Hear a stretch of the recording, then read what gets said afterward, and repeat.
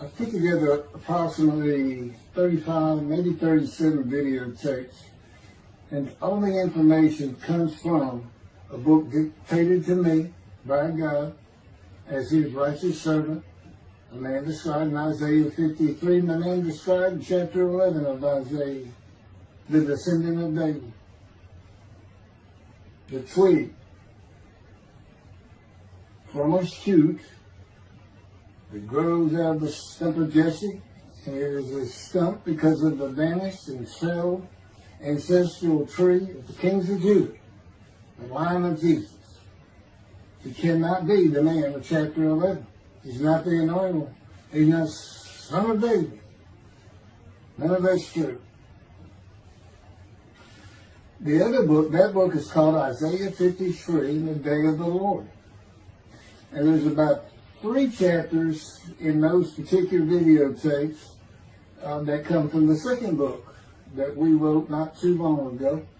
He dictated to me the story of my life. It's to show you how I fit the verses of Isaiah 53 with regard primarily to suffering, familiar with disease. So that would be wounded, and as it turns out, cancer. But the other words that you find in Isaiah 53, punishment, maltreatment, crushing, bruising, chastisement, okay, that is all in God's power. That's all in God's power, all those words. But the books are unpublished, shunned and despised, accounted afflicted by God, plagued. Nobody understands it. This is so different than the Judaism the Jewish people have been taught. This Messianic era that will never occur. And we know it's not going to occur now once you believe who I am and how you cannot. After the mountain of evidence I have presented that is in those books, just as Moses today would have to say, well, look, I wrote Leviticus.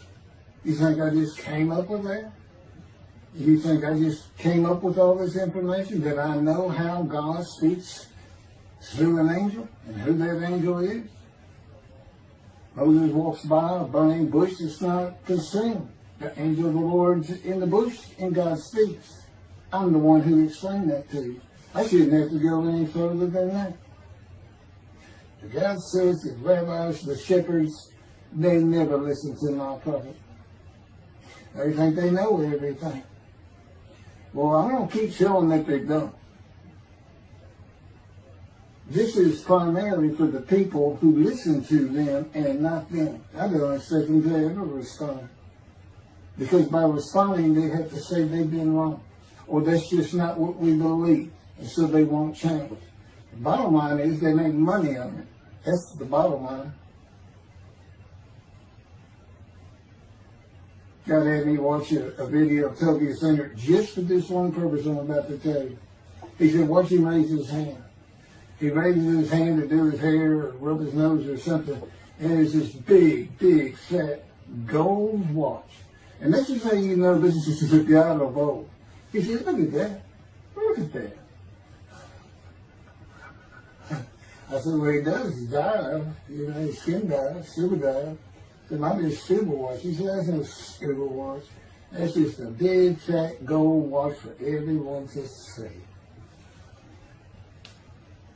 And he makes his money on Isaiah 53. At least that's how he really got going.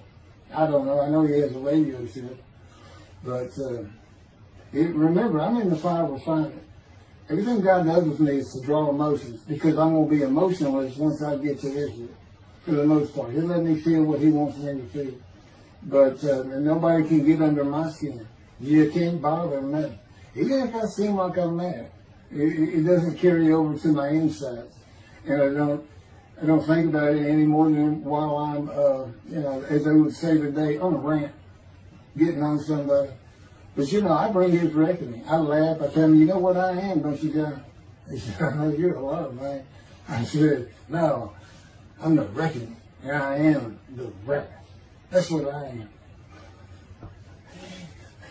You laugh. Holy Spirit, man. I said, yeah. I said, you know, righteous servant, David the shepherd, Elijah, prophet like Moses. You know, I like wrath. What's his name? Wrath. What does he do? He's a reckoning. But anyway, I'm going to go through these early years of mine before God spoke to me. It's chapters 1 through 6. Chapter 7 is God speaks to an atheist, and I've already videotaped that. Walking with God, and something on visions and visuals. So the first chapter, this is what he told me to write down birth and tragedy. I was born in Bryan College Station, Texas on February. This shit's in from the Holy Spirit, yes. Like you couldn't ask me before I started. Yes. Oh, this is only for the people who come to believe me. I don't expect anybody who's been viewing these materials, and you know, nobody's really subscribing, a handful, to be believed. Again, I can't imagine. I don't know what you people want. I don't know who you think's going to come to do something different. How you going to know who David is? I mean, according to Judaism, there is no description of him. How you going to know who he is? All this being presented, and I know Jewish people are seeing it, only 60% of the views are coming from the United States. Now, I don't know that means 40% is coming from Israel. Probably not. You got Canada, that's a big follower on my WordPress site. And really just all the countries of the world at one time or another have looked at some of this information as I wrote my blog, and the blogs became chapters. But I'm assuming some Jews have heard of what some man is saying he is Moshiach, and they're watching. Well, this is for those who come to believe. The people who want to be the witnesses, the many made righteous. By my knowledge, by the things I can tell you that God would have me say to you. So, you know, this might be bored to tears with others, but it does show suffering, pain, and emotional pain, my background, and just who I am. Not just some kook out here. You know, people say, well, he's hearing voices. Listen, as a lawyer, I ain't even do criminal law. I've seen some of these people who hear voices. I promise you. You know that's a person who should be hearing voices when you just see them and watch them for a couple of minutes. That's not me. Excuse me. Okay, I was born in Bryan College Station, Texas on February 21st, 1957. And that's interesting because that's the year the first satellite went up. Russia sent up Sputnik, which is really 3 different satellites, and all together they were called Sputnik. That is considered the dawning of the age of the internet. Now, I've asked God, how did you select me? How did I be blessed with this and learning all these things with this crazy life that I've had? And but he won't answer me. He's gone poker. This poker guy, he's not going to talk. It's not going to change his expression or anything. Or me getting an impression that he is. And so I tried to come up with it on my own, and that is where I started. I said, because I know how important the internet is to this. It's the only way to get things worldwide. And all the teachings that have come through it. I didn't know, you know, I'm 63. I'm not like the young people who can just text messages without looking at them, and all that. But he's taught me everything. He taught me how to set up Facebook, Twitter, you name it. He was just say, go to your computer, do this, do that. You know, commanded it and directed to become very good at the computer and, of course, word processing. You know, I'm a regular secretary, except I still henpeck with one finger. I used to. But God says that's to show you I have perfect use of this disfigured right arm. It just doesn't have muscle in it, and my shoulder showed. Anyway, I was born in Bryan College, and that's where Texas A&M University is. And my dad was attending Texas A&M when I was born. I graduated from there 22 years later, which is a story in and of itself. So I was born premature in the 7th month of my mom's pregnancy. I was born in February, and there were many complications. My parents were told I would not make it through the night, and they should just take me home. Mind you, this is 63 years ago. The biggest problem was that my insides had not fully formed, and it was impossible for me to take milk. Mammy, my great-grandmother, told my parents, boil rice. Feed him the rice water. It's got all kinds of nutrients and minerals in it. Dad says he threw out a mountain of rice those first few months. And it would not be my last encounter with death. So my dad graduated, and we moved to Metairie, Louisiana. And his first job is an oil and gas geologist. He looks for oil and tries to sell deals to people who can raise money to drill. He gets money up front, the percentage of production once they get their money back. That's what he's done his whole life. And I became, as a lawyer, I became board certified specialist in oil, gas, and mineral law because I had found it so interesting. As a young boy, I became interested. But he rarely had time for it. The other part, I said, okay, well, I was born when the dawning of the internet, so he's got a selection process for 57. And I come from a dysfunctional family. Lots of drinkers, lots of fighters. And on my mom, her grandfather committed suicide. It's tragedy. Earthing tragedy. In the Great Depression, he lost everything. He owned land in what is now downtown Dallas. But then when she was about 4 or 5, her mother went down to the market square in Crockett, Texas, small East Texas town. Everybody has the courthouse in the center of town, and there's streets on either side with stores. She went to the hardware store and purchased rat poison. She hadn't gotten hardly out the door when she opened it and took it herself. Died right there on Main Street in the middle of the day in a little small town. I don't know how long that would have been. My mom's 85 or 6. She was 4 or 5, almost 80 years ago. So I'm sure it was quite an event. And her dad took her and her sister's about 2 years older, to Metairie, and not Metairie, to someplace in Louisiana. But could have been Baton Rouge. And her father became a elevator operator. And you can still find this in Houston when I was at law school.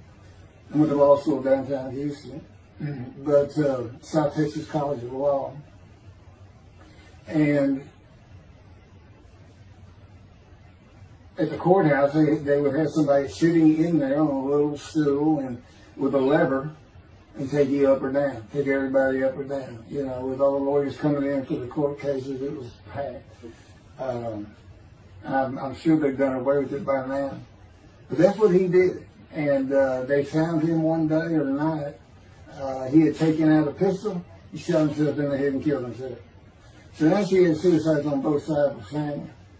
And her father's brother took the 2 girls in. He actually adopted them.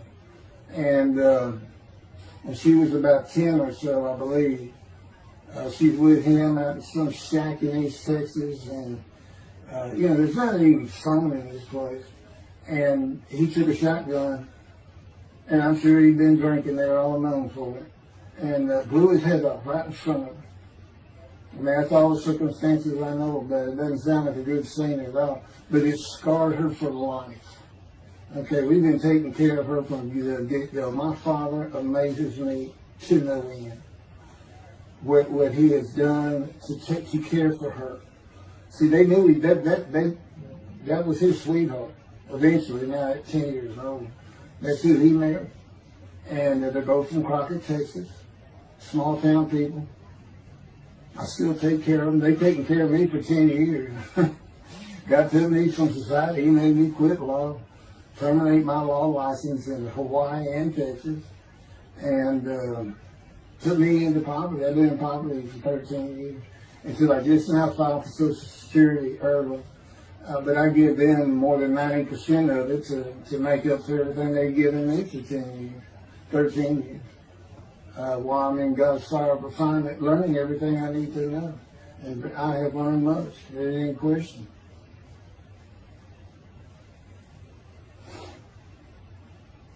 So anyway, there's 4 suicides right there. So it's a family of tragedy. You know, it's a tragedy of losing your entire family in the Holocaust, and you're the only one left. It's not like that. But God says, I just got things as close as I could. He says, I placed you in the womb to disfigure you, really for just one reason. Well, 2 reasons. One, it makes you identifiable. But it was so people would pick on you. I wanted people picking on you because that's what happens to young Jewish boys. Just for being Jewish, just for having a disfigurement. People will pick on you. I told him since, I don't even really recall many people saying anything to me. He said, that's because you look like you crawl all over them. They did. And I did. I was always just say something, anything. It's just the way I was just angry inside. And God's taken all that away. But I can still go on a good rant. But,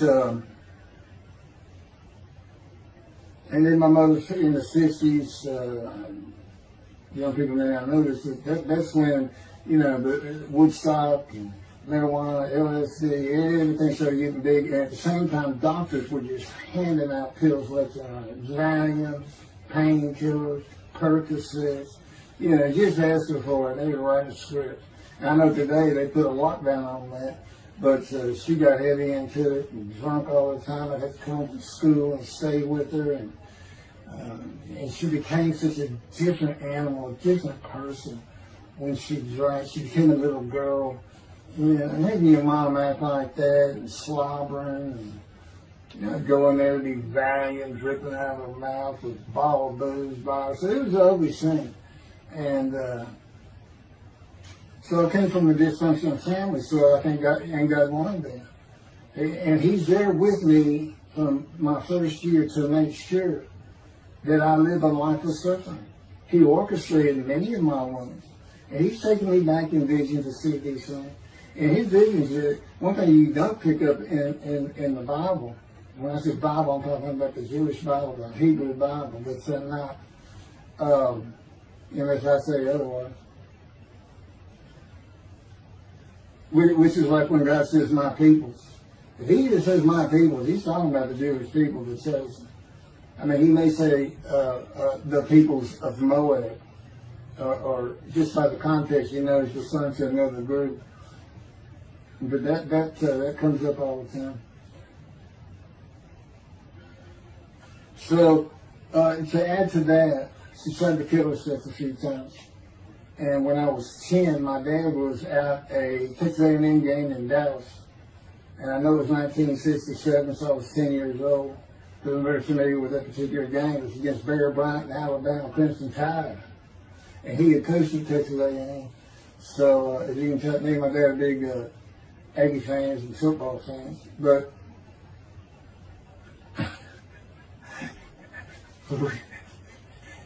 I had to share with you to see those games in Israel. Somehow my face shaped them. He said, we'll get it. That's the Holy Spirit. We'll get it. He's so funny. I don't know where my sister and brother were, but I heard some noise and I went down about 1 or 2 in the morning, and our stairs curved, and there was a little bay window cut out, and I looked down out into the living room, and she's laying newspapers on. And just sat there watching. They didn't know what to do. And she got down that paper and took out a butcher knife, not a razor blade, a butcher knife, and opened her wrist up. And this happened again years later when I was in high school. She opened her elbow up, and that was god awful. I don't know. But before she bled out, my dad opened that door. I sometimes think she knew he was going to be there soon, would probably save her. But it didn't look good, and I hated myself for not doing something. Maybe that's why I was so angry. Anyway, because I didn't do anything, I just sat there. I couldn't move.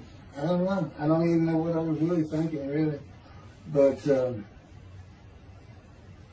I tell you what it did is it told me how much her uncle blowing his head off must have done to you. That must have really hit you. I had nightmares my whole life. But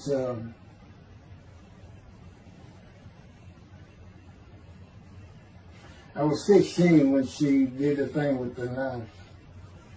But you know what? My dad finally got her he got her the best psychiatric care in Houston, Texas, and that's big because we got a medical center that's renowned throughout the world. And they put me back together many a time. And she never did that again. And the amazing thing is how different she is in her very advanced old age. I mean, it's like she was never that person of the 60s and the 70s and the 80s. I don't know how my dad survived it. I'd have never stayed. I'd have taken the kids and said, try to find them. But he's not out there. I've never seen two people who love each other so much. It's crazy. But anyway, I was married for 20 years and we weren't like that at all. I finally divorced for irreconcilable differences. Okay, my first major surgery when I was 2 years old. My first surgery. Up above here, I have a scar. I had my first of many surgeries. Been born without my right pectoral muscle, small shoulder, withered arm. And then there was the movement of my arm was restricted. There was some tissue in here that had to be cut out. So they opened me up and did that. I was born right-handed, but I do everything left-handed. Except for light things. Like I shoot a basketball right-handed. I throw a ball right-handed. Darts, things like that. But bowling, I'm left-handed. You know, anything heavy. And I was quite an athlete. If I'd had two good arms, I'd have probably been on scholarship. I was already offered a partial scholarship at a small school for track, even with this bad arm. But I just didn't have the fast start. You got to have two strong arms just pushing out in front of you. But I was some kind of quick and fast. So,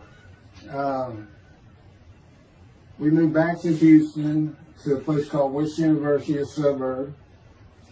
And this little story, I don't even like telling it, but God told me I had to. And he had something to do with it. But I'm not going to go into that part of it. So anyway, I had decided when I was in second grade, I was tired of school, didn't want to go anymore. I don't exactly know why. I just know I said, that's it, and I'm not going. Dad can't get me up and finish school until I'm not going. And it was on. He was going to get me there. It took him about an hour to get me to the car. Fighting and screaming and running around, hiding, getting under the you name it, I was doing it. And anyway, he finally gets me to the school, but he's too tired. He wasn't even going to try to get me out of the car by himself. So he get out, and he goes and gets the principal. And my dad's about 6'2", but he's real slim. And but he comes out with his principal, who's taller than he is, and he's a hefty guy. He's burly. Anyway, so they come and said, get out of the car. I said, I'm not getting out of the car. I'd already locked the doors. Only the two front doors locked, and it was those locks that you pull up and push down. And so my dad used the key, and he popped that lock up, and I slammed it back down. Said, I'm not going to school, I told you. He took some keys, they started throwing the keys to one another over the roof. And the principal was trying the same thing, and I'm slamming his door, I'm leaping across the car. But I don't know how long I went, but they finally, in 5 minutes maybe, seemed like an eternity. I was terrorized, this way I looked at it. Anyway, the principal got it open, and I saw that door open, and I got back on the far other side of it, by the steering wheel with my back against the back door. And I curled up like a ball, had my knees on my chest. And he reached in to get me, and I unleashed on him, kicking him in the face with everything I had. He broke his glasses, and his orbital bone got shattered. So, That wasn't my first principal either. There's another one. So, but anyway, so they carried me in, and it was very embarrassing, just crying. But again, funny thing, nobody, because I stayed with this same group for 9 years, going to Western University and the junior high there that you go to. Nobody ever said anything to me about it. And I knew some of those kids that were in that class.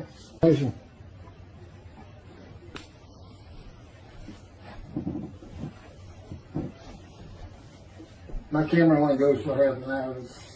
I can see on the screen that I had point towards me that when it runs out, I have to turn it off and turn it back on. But anyway, that ended my fight with my first principal.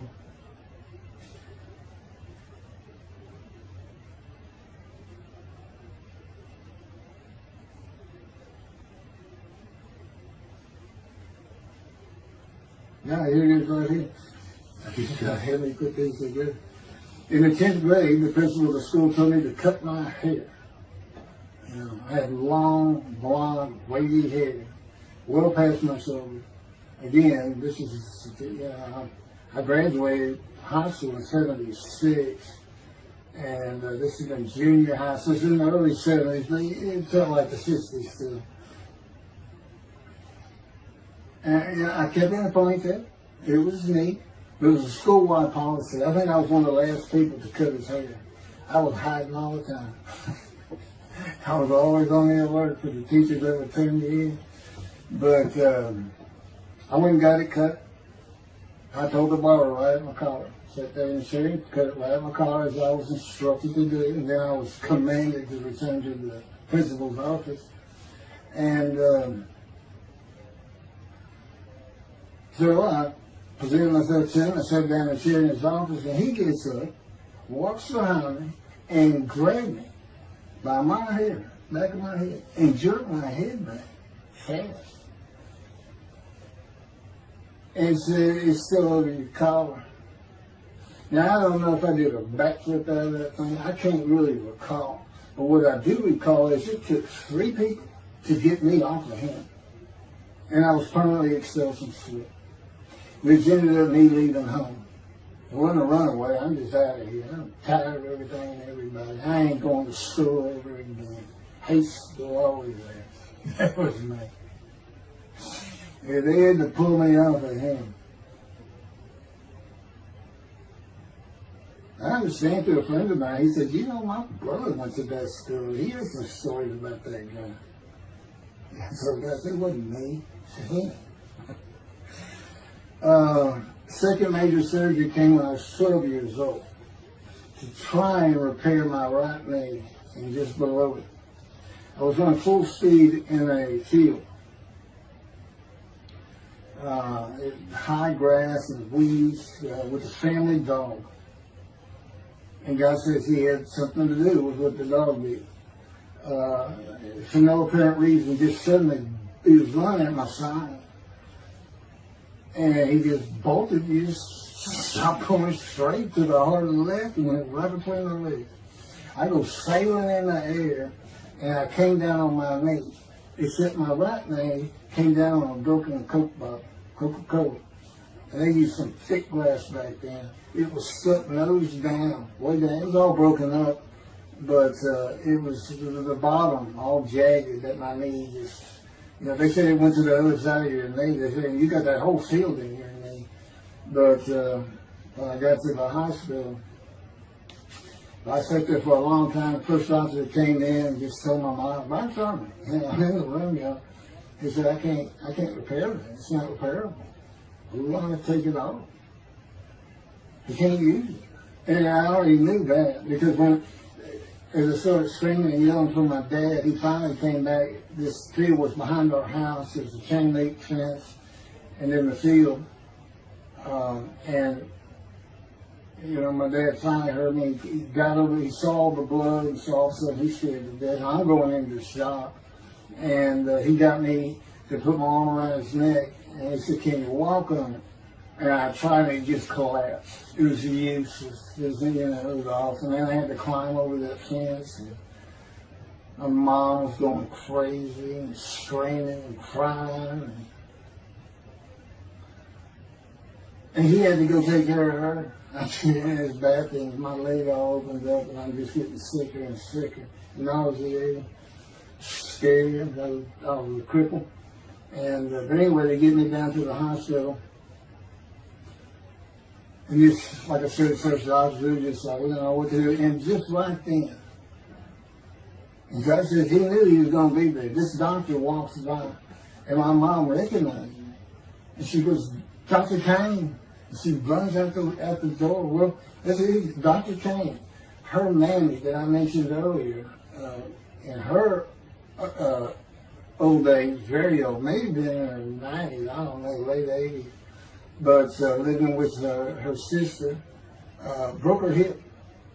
And this doctor repaired it. This is a long time ago, people.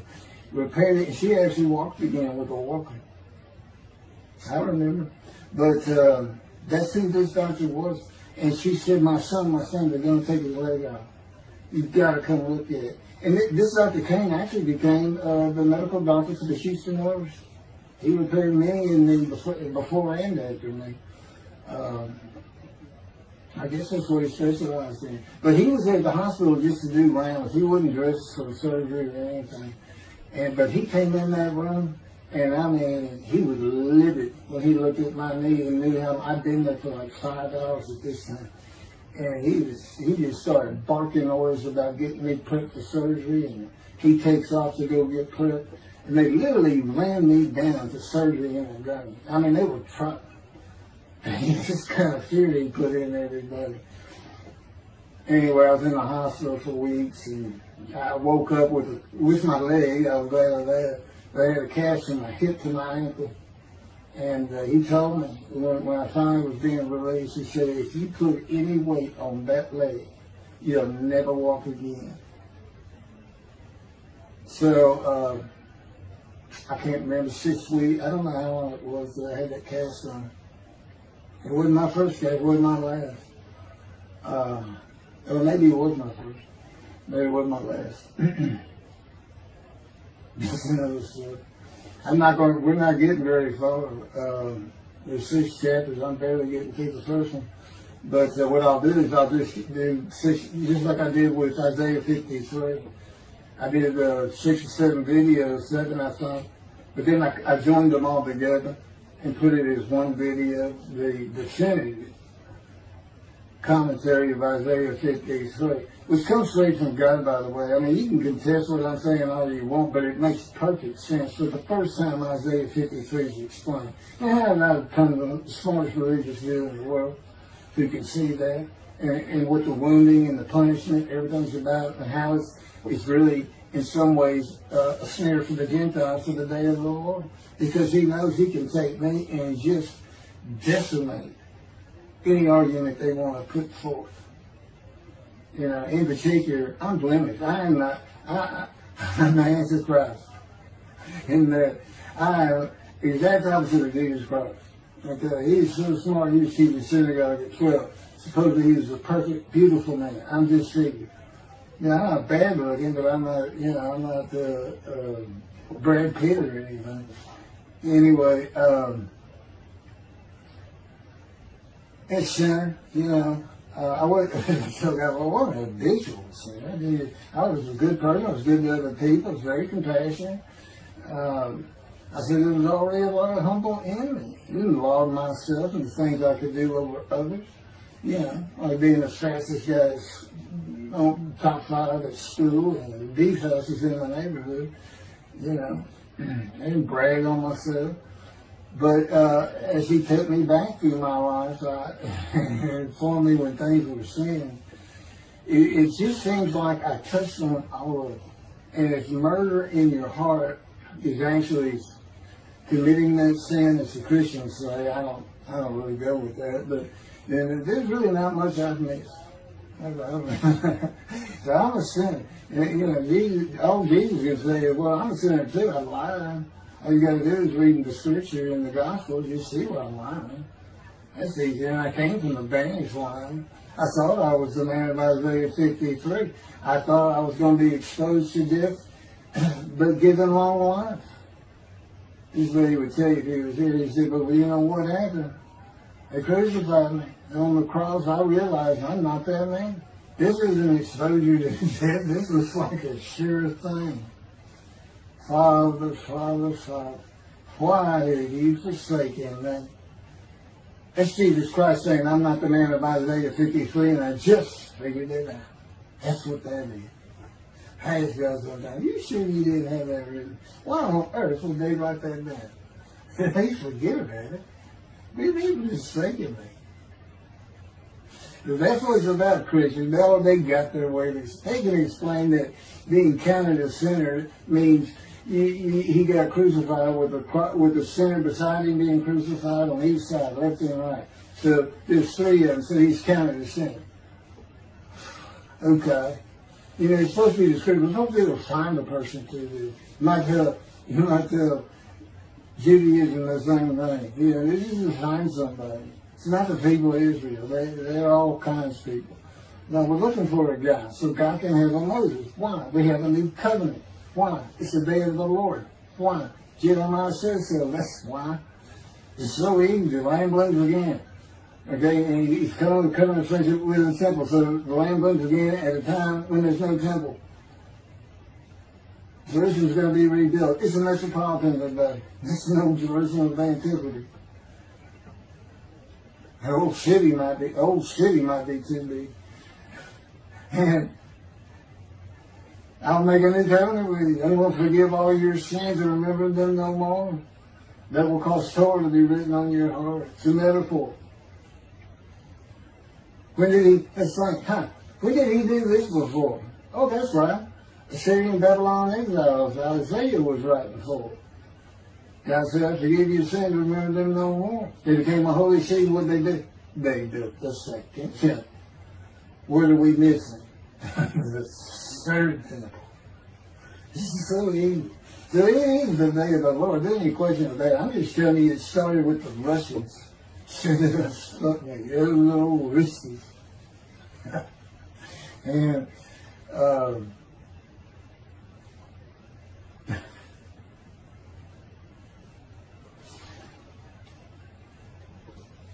he's bringing the covenant, but he's got to have a Moses. He's never sent a prophet like Moses. So he was saying, it's Joshua. No, it's not.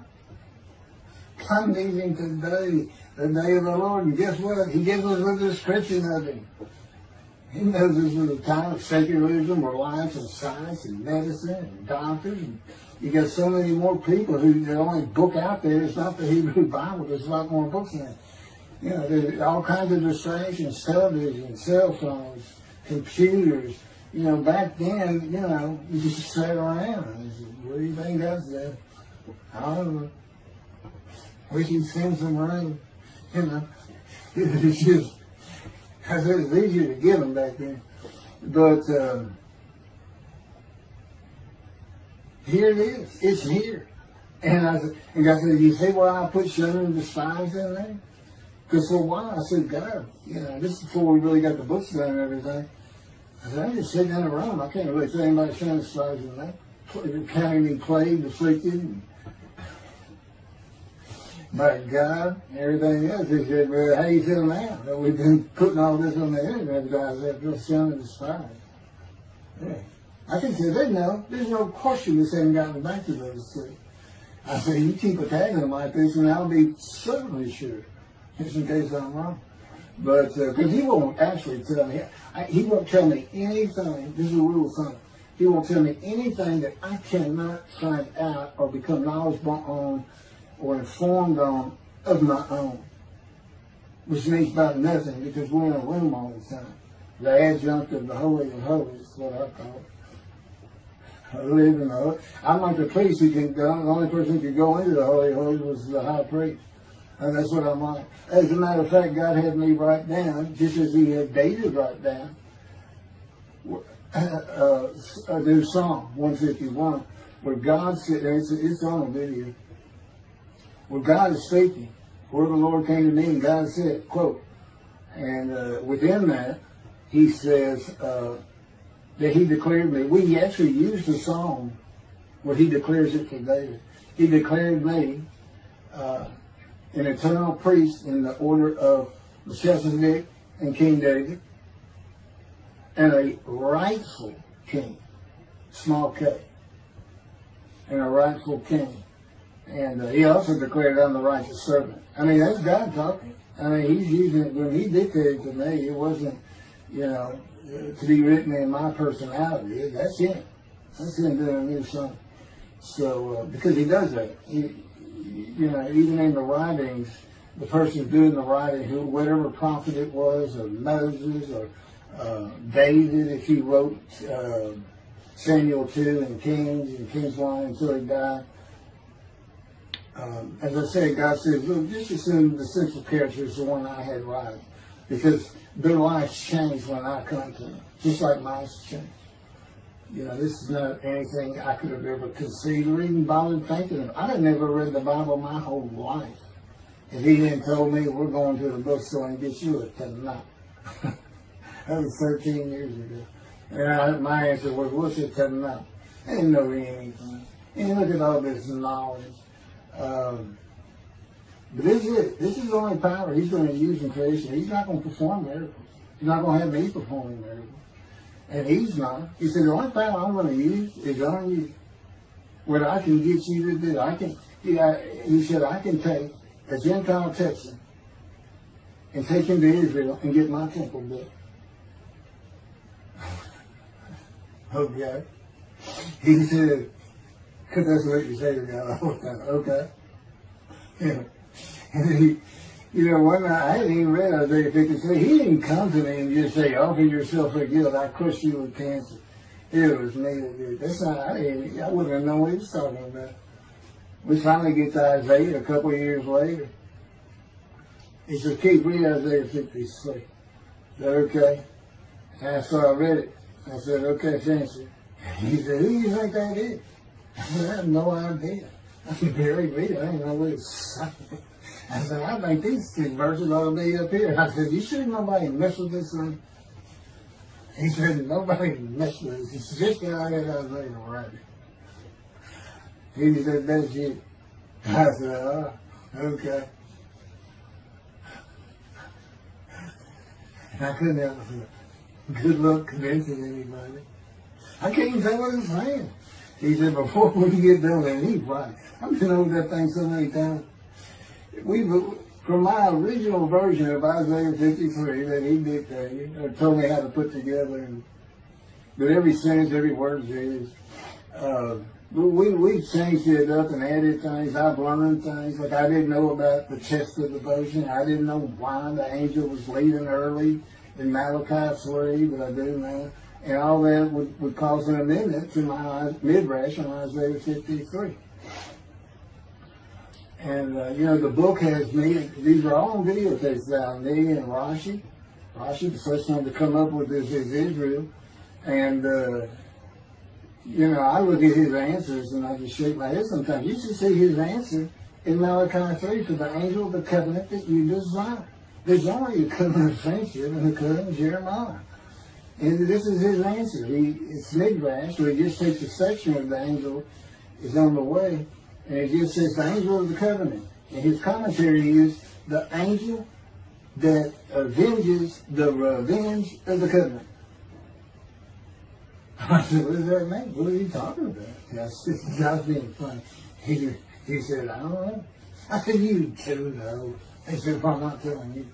So, God likes to feel as though he's laughing. He doesn't actually laugh. He sends me a perception every day. Or he uses me to laugh. I've mentioned that in a video. Because he can't. Well, he controls my words. I learned that in walking with him. Just one day, I'm talking out loud as we go. I'm discussing man and divine beings as though I had a sermon I was giving or a speech to somebody or a seminar. And I'm rolling, and I can tell he is really making this thing rock. He's taking it from here to here to here. And we're going. And I'm going. And all of a sudden, I use a word or a couple words that I simply don't use. And they're not what my mind was even thinking of. They just came out. And I just stopped. I said, did you do that? I didn't even say, hey, did you just make me say these things? Because I knew he knew. I said, did you do that? He said, I did. He was the only thing did it. I did. I said, okay. Anyway, that's where it all started. Now I know. Okay, guess who that is? That's the Holy Spirit. Using me. He doesn't sound like that. But he'll use words like that. So he's getting bored. They like to cut. Let me just say this. This part of God you don't know. It's not all the time. It's some of the times we do tend to get kind of silly in here. But, they do things after a while. I'm like, I feel like a kindergarten teacher, and I got two of those kids that you just shake your head at. You say, this is a handful. These two, nothing but trouble. Always fooling around, looking for a laugh. And the Spirit's always working in heaven. There's God laugh, as it were. Again, he doesn't actually laugh. It's a perception that's his emotion. If God has any emotions left, because worrying about other people's pain is not one of them. He made that clear to me. I don't care about your pain. And just saying it makes you mad. He says, he'll draw angry. And he'll do so many times over and over. He says, this is easy because now it irritates the fire out of it. He just started. I said, how do y'all keep doing this? And one day I told him, I said, I got it. Which means it actually came from them. I got it. You never grew up. You never got sent to your room. You never had to climb that mountain to achieve something. Put yourself out there. Nobody's ever whooped you. He said it. I said, that's what it is. You never grew up. That's what it is. Yeah, I'm dealing with the child guy. That's what I'm dealing with. Help him argue. And then he came down as mean, very serious, mature guy. And I didn't bring that argument up anymore. But that's how it gets to me sometimes. It's an incredible lot. For me, I'm not going to get to them. I get to them at the end. I'm getting close to when I got shot. I thought that was a new chapter. I was on it. Well, I'm going to pick, this is getting long. Anything over half an hour, we try to stop. Now, my Isaiah 53, 5 hours. But, I should watch it all at one time, of course. He doesn't hardly let me watch it. Yeah, I don't even watch them before they get posted. He said, no, you watch it later. Because it comes on the TV that he got me. And I didn't know at the time it was going to be, that he was serious about doing videos, and I certainly didn't know about making it a backdrop. He decides everything. He tells me when I eat, when he gets up. I don't sleep hardly at all, 2 or 3 hours a night, and sometimes less, and take a half hour nap sometimes. But I found out I feel fresh. I don't need that much sleep. He said, well, you're not really doing anything. Why do you need a lot of sleep? And see, that used to make me mad. Now I do later. Thank you very much for listening. I'll pick this back up on another video, and eventually I'll put these first 6 chapters, just like I did Isaiah 53, because it's a book that he dictated to me. I can't get it published. I'm going to put it on YouTube.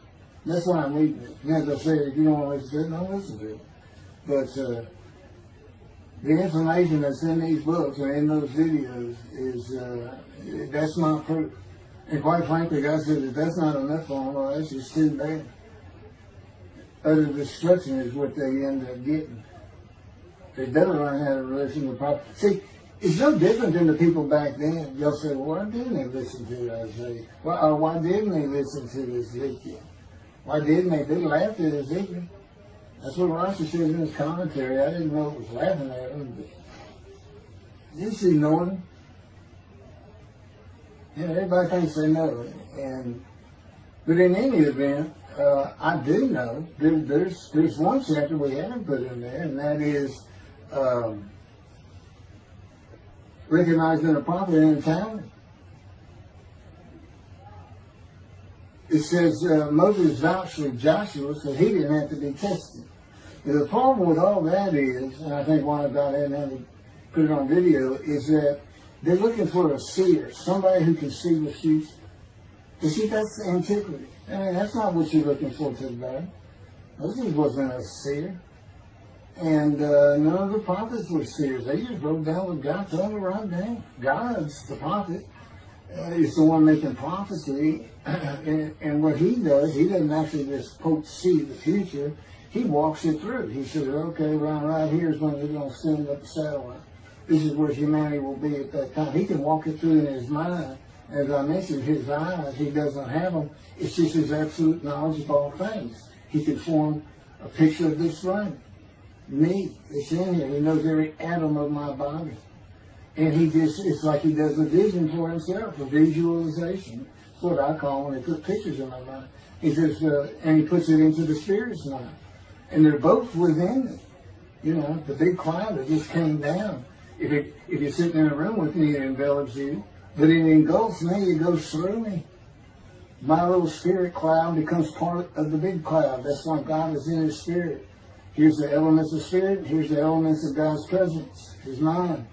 Two clouds, they just come together, they can be together. Okay, but God's still one. He created the other cloud. And then in this room, filled with them, my little spirit is like a little cloud that just came in and part of it. That's who I am. That's the man of divine being. Okay? No, it's like nobody's really expecting it. Well, maybe it's because you didn't know these things. And now they want, I get to see them shunned. Shun means I'm not looking at that. It's not like a coup. We by faith, by the fundamental principles of plan ban from the talent, from his diagnosis of the talent. Once you do your own, once you throw the talent out and learn some new stuff, once you get out of antiquity, every religion has an end times like that. Every religion ends up with utopia for its people. Everybody. Well, don't be like everybody. You're the Jews. Go ahead, let's get practical. Let's let God in our midst again, in a man like he was in Moses. Let's point at him and tell the Christians that is the man of Isaiah 53. Here's what it's about. God said he's coming back. He told us, we're not waiting on him like you. He said when he was coming back, he false prophesied 5 times. He ain't coming back. He wasn't who he thought he was. He told us on the cross. I'm not the man of Isaiah 53. He tells us. What else was he doing? Why did you say I'm about to die? What do you think he's talking about? What do you think he's thinking about? You're not supposed to die. He thinks he's the man of Isaiah 53. So do they. Which is mind-boggling because I'm the man. And there's nothing about me that says Jesus Christ. Nothing. You should hear me cuss God. I cussed him trying to die. I begged for death 1,000 times. He said, it's not been 1,000 times. I said, it's been hundreds. He said, well, that's true. You have cursed me more than any man in the history of mankind. And he said, and you did it face to face. And I said, you shouldn't make me so mad. He laughed, y'all. He laughed. When I'm cussing him, he did make so mad. And oh, you're kidding. That's the way. He gave me his perspective. This is what he did. He said, Keith, imagine you created ants. And ants are living beings. In other words, they can think and they have emotion. Okay, you get a great big ant farm over here in the room. Okay, you decide you're going to get one ant to get all the other ants to do stuff. This is got to get him ready. And you get him ready the way I'm getting you ready. Now, he's mad, right? I said, yes. Yes. He said, now, magic. I'm always laying in his bed. I got a big table. I got a microwave on. I put my computer on. I got a big fan I like to have on. And he said, look over that table. Now imagine that ant got loose. And he is crawled up. And he is standing on the corner of that table. And he is giving you the what for in ant language. I mean, he's going. And he turned around and shaking his butt at you. And he's cussing. And all this. And all you got to do is go bump. And he's gone. I think that's funny. And it is. And that's how that's what it does to him with me. You know, the spirit will wild me up. I call him a troublemaker. Trouble. He's so funny. But God's so humorous. There's a difference in their humor. Okay, I'm told that does wrap it up. I'm going to pick up a gunshot. I guess it was forcing accent to my knee. They ended up opening me up in between my breast and my pelvic bone, and now it's been 3 times. and eventually, the lung cancer, and colon cancer, and skin cancer. But the lung cancer is when they told you should have died from colon cancer. He said, but this is it. We can't treat that. It's too advanced. You're gone. And prepare to die. That was 20 years ago when the planes hit New York. It was the planes hitting New York that got me up off the ground one last time to see one more doctor. The life of God's righteous servant of Isaiah 53, chapter 3, gunshot. Shortly after I recovered from my knee injury, I moved to Fort Lauderdale, Florida. I was not happy about it at all. It turned out to be a lot of fun. I made some great friends to celebrate my 13th birthday. My only injury in Florida was having my front teeth shattered and knocked out, requiring caps, which was more of an ordeal than I would have imagined. We returned to West University in Houston after 2 years. My mom was not doing well at all, and it was getting close to her second suicide attempt. I was back with my old friends and did not have much supervision from home, and I failed ninth grade. I made my own decisions, and I rarely listened to others. After being set back a year at junior high school, I made a few new friends, which led to my next serious injury. My best friend was a Spanish Italian whose father was from Sicily. And he kept a machine gun in a violin case in his office at the restaurant he owned, where his son and I were waiters. It was called the Godfather. My son was the best pool player I've ever known or played with, an absolute natural. I will call him Antonio, but that's not his real name. Antonio's girlfriend was a Jewish girl. I will call her Rebecca, but that is not her real name. Antonio was a Catholic Christian. Rebecca did not practice Judaism, and Antonio did not go to church. I was a confirmed atheist, and we never talked about God or Jesus. Rebecca's father had foreclosed on a ranch about 8 hours from Houston outside of LaGrange, Texas, Fayette County. LaGrange was famous for the Chicken Ranch, which was an illegal brothel that operated from 1905 until 1973. The business served as the basis for the 1973 ZZ Top song, LaGrange, and the Broadway musical, The Best Little Whorehouse in Texas, as well as its 1982 film adaptation. T.J. Flourney was known as the meanest sheriff in Texas. In the coming weeks, I would be interrogated by him outside of Shock Room 3 at Dental Hospital in Houston. This is an excerpt about him from an internet article. It was the most one-sided Texas battle since the Alamo, as 100 citizens watched disbelievingly in the dusty little town of LaGrange, their beefy sheriff, T.J. Flourney, reached into a black 1975 Continental Mark IV and began to shake by his $300 suit Marvin Zimmer, the star consumer crusader of Houston, Texas. That's from People, June 17. Next, the sheriff tore off Zimmer's blue-white toupee, waved it in the air, and then finally ground the rug under his cowboy boots. Behind Flourney's fury was the fact that on Zimmer's last assignment in LaGrange 18 months before, he had filmed an expose which resulted in the closing of a critical part of the local economy, the Chicken Ranch, a legendary body house. Antonio, Rebecca, and I first went up to the ranch in the summer of 1975. It was a small ranch house and small lakes with horses roaming around loosened pastures.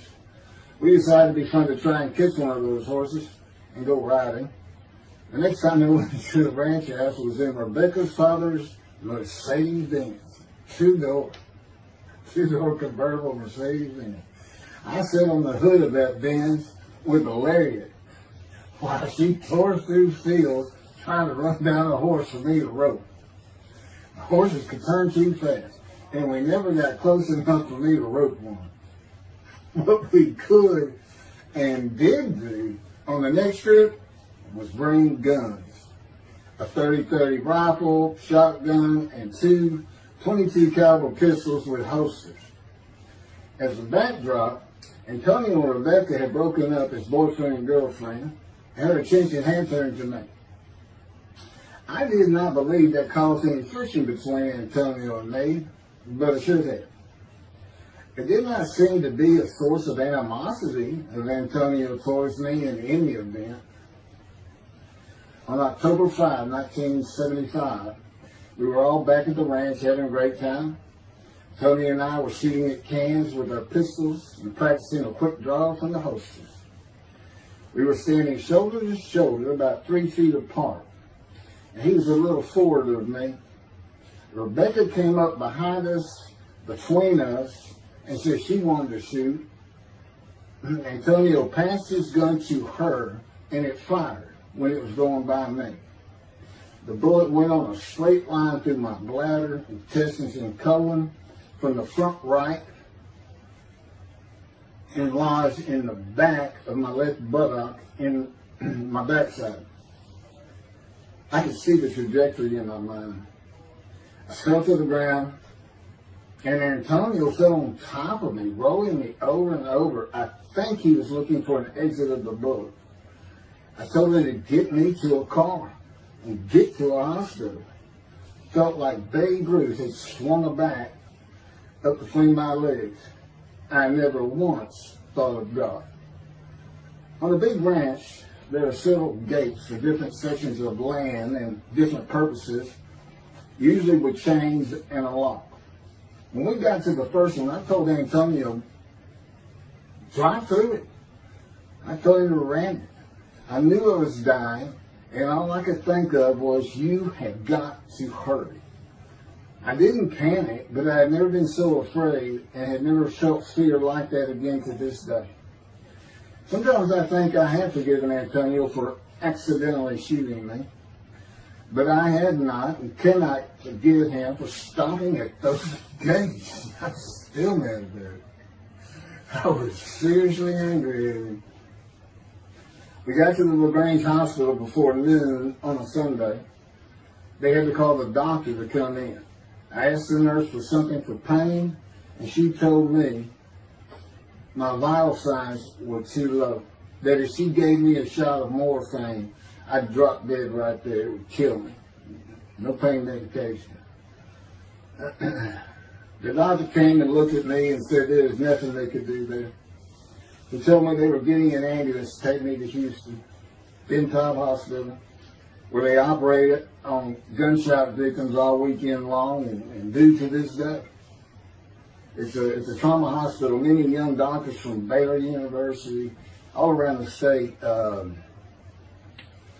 It's a high desirable place to be because you're cutting all. If you want to be a surgeon, you're cutting all day long. I knew one thing with the certainty. I could not pass out and fall asleep. If I did, I would not come back. In an ambulance, I talked to two fellows that were tending to me, as much as anything to stay awake.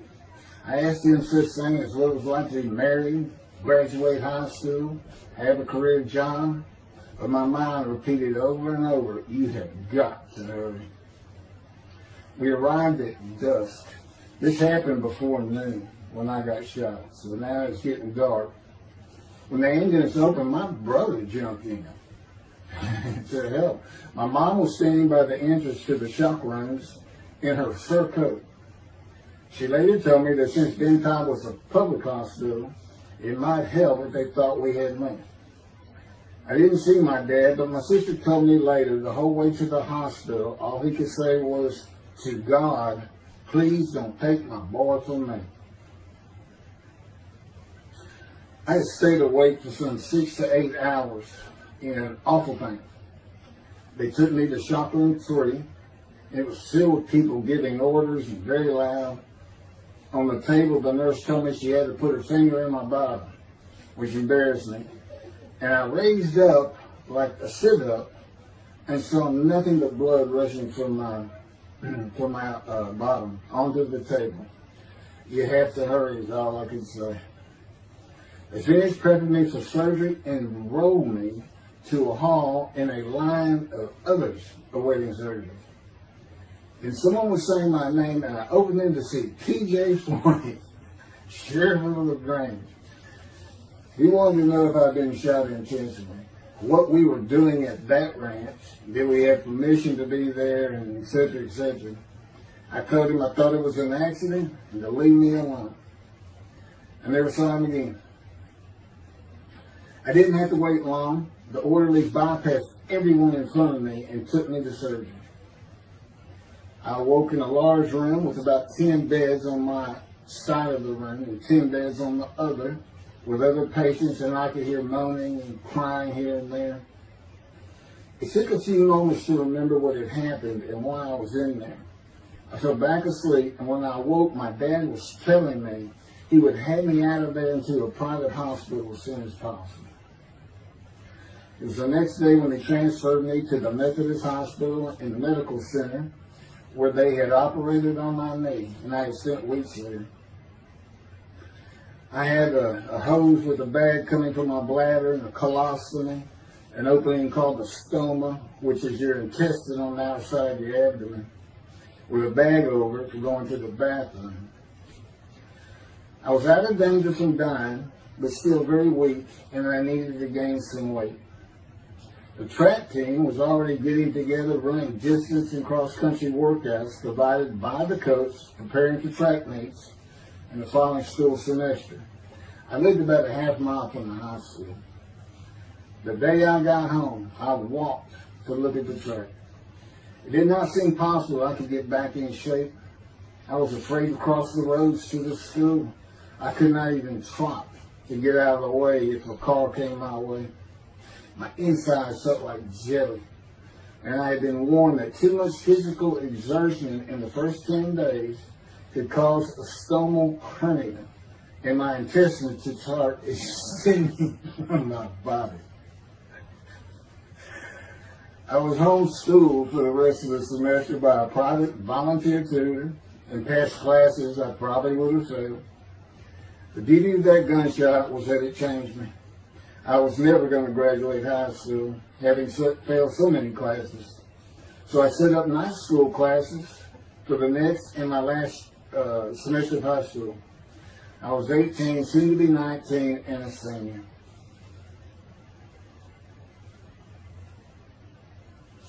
Chapter 4, College and Law School. Before the summer of 1975, one of my best friends in the track team, who threw the discus and shot put and field events, and was a senior, told me he wanted to do something big the coming summer before starting college at Louisiana State University, LSU. I was only a junior and I had no plans for the summer. He mentioned this to me, and I began thinking about how long it had been since I had been to Colorado. My father, who had really good years and many so-so years, depending on how the oil and gas industry was doing. And when I was in junior high school, he had sold some prospects, had completed a few wells, and had purchased a condominium in Pagosa Springs near Durango, Colorado. My friend's name was Keith Miller, and I called him Miller. He had given me the name of Say Babe. At one of our night track meets, I was running the 330-yard low hurdles, and the last turn was behind bleachers where the officials lost sight of us for a few moments. A runner to my left veered out of his lane into mine and took my hurdle, and I had to slow down and go around it, yelling, "Hey man, that's my hurdle." I wasn't happy.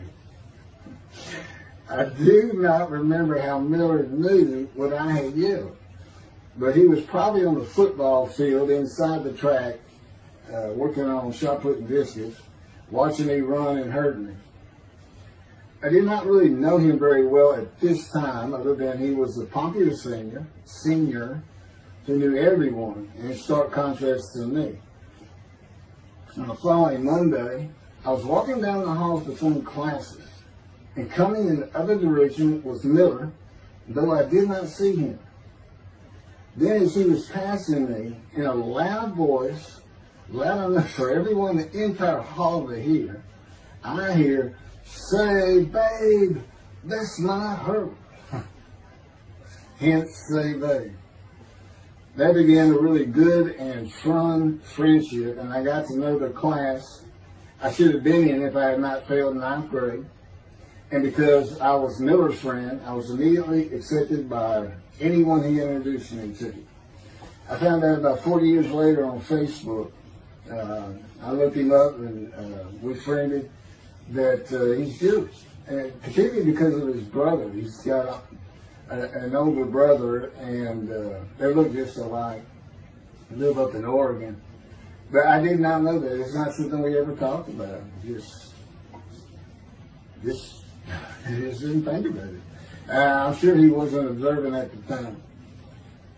I told Miller about my dad's condo and suggested we plan a trip up there to backpack in the Womanichi wilderness of the San Juan National Forest. I had hiked there while in junior high school with a friend and his little brother. I had a driver's license in my second year in the ninth grade. The prominent 13,000-foot peak is 10.7 miles from the town of Silverton, which began as a silver mining camp in 1873, and that is where I plan to take Miller.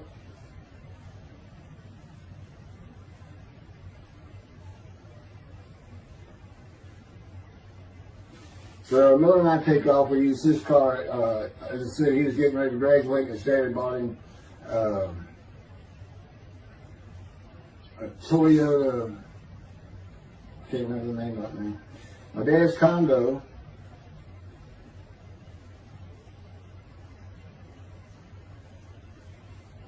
is about 60 miles from Durango, where a train depot is located that runs a train to the Womanichi Wilderness to Silverton. The train is an authentic, narrow-gauge, steam-powered, coal-fired, scenic railroad train ranked one of the top 10 scenic railroads in the world. It's something else. It stops twice in the same places to let off and pick up hikers and backpackers in the Animus Canyon of the Womanichi. At top speed of 18 miles per hour, it takes the train 3.5 hours to travel the 45 miles from Durango to Silverton. Oh, here it is. Miller had a new Toyota Celica. And after a day and late into the night, we made to Pagosa, slept, and we're at the train station before the first departure the next day. I don't know what the problem was, but the train was not going to run that day. So we couldn't get to where I wanted to take it. It's just too far. We decided to get a hotel in Durango and just head down the train tracks into the wilderness and explore an area I had never seen in with the maps. We got lost. And at one point we decided, let's just put these backpacks down and you go that way and I'll go this way. Well, we did that. We met back up and then we couldn't find a backpack. And we did finally find them. We slept that night, and we had a big black bear episode because we had left some food out on the ground, which we shouldn't have done. And but anyway, we ended up making it back. We had one of the best party nights I've ever had in my life. We hit the main street in Durango, which is a tourist hotspot, and we hit every single bar. You could drink at 18 back then. It wasn't 21 as it is today. And we did. We made sure it was like a go. Okay, so every one of them had at least one drink: shot of whiskey, Boilermaker, beer, whatever. I can't really recall other than I knew I had been drinking the night before when I woke up. But we did. We hit both sides of the street. I don't know how long it took us and how many drinks we had, but we just had a lot of fun.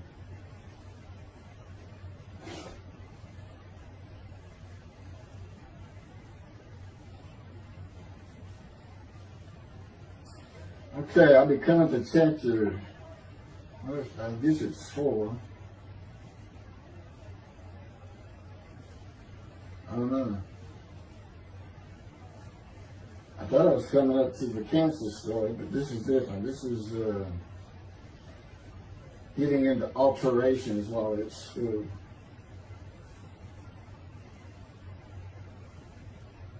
So anyway, I was shot on October 5, 1975, and by early December, so it was October 5, and then in early December, they I had surgery again to put my intestines back together, which was, you know, it was dicey. You know, they kept telling me, we don't know if we can reattach. You know, there's people like Bob Hope lived his whole life with one of these stonal deals. And it's just a horrible thing. It was successful. They put it back together, and they removed my bladder tube. The girl next door, who I had never talked to other than to say hey or hello, and who also went to high school with me, had been coming over daily, and she agreed to be my girlfriend when I asked her a few months later.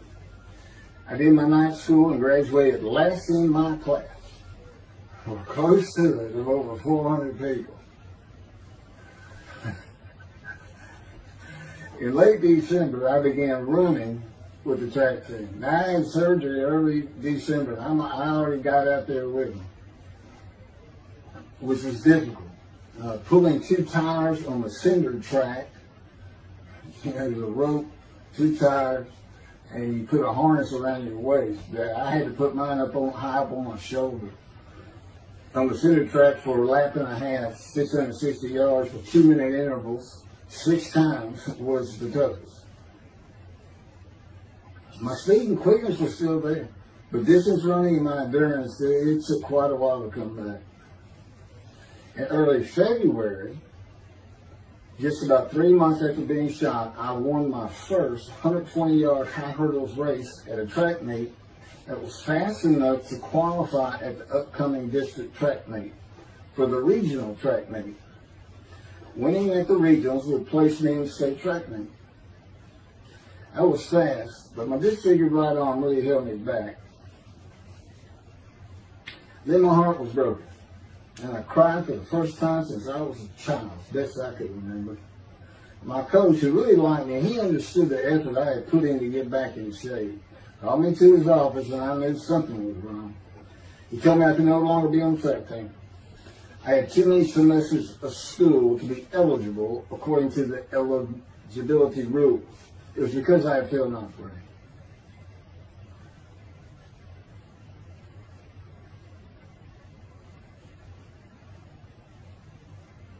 And of course, I had no one to blame but myself. Skipping school all the time, just not trying or caring about learning was why I failed. I was not lacking in intelligence and common sense as many people thought of me. I could and often did read a complete science fiction paperback book during the school day. One day. I get them from my brother. I just sat in the back of each class and read my book, and the teachers always left me alone.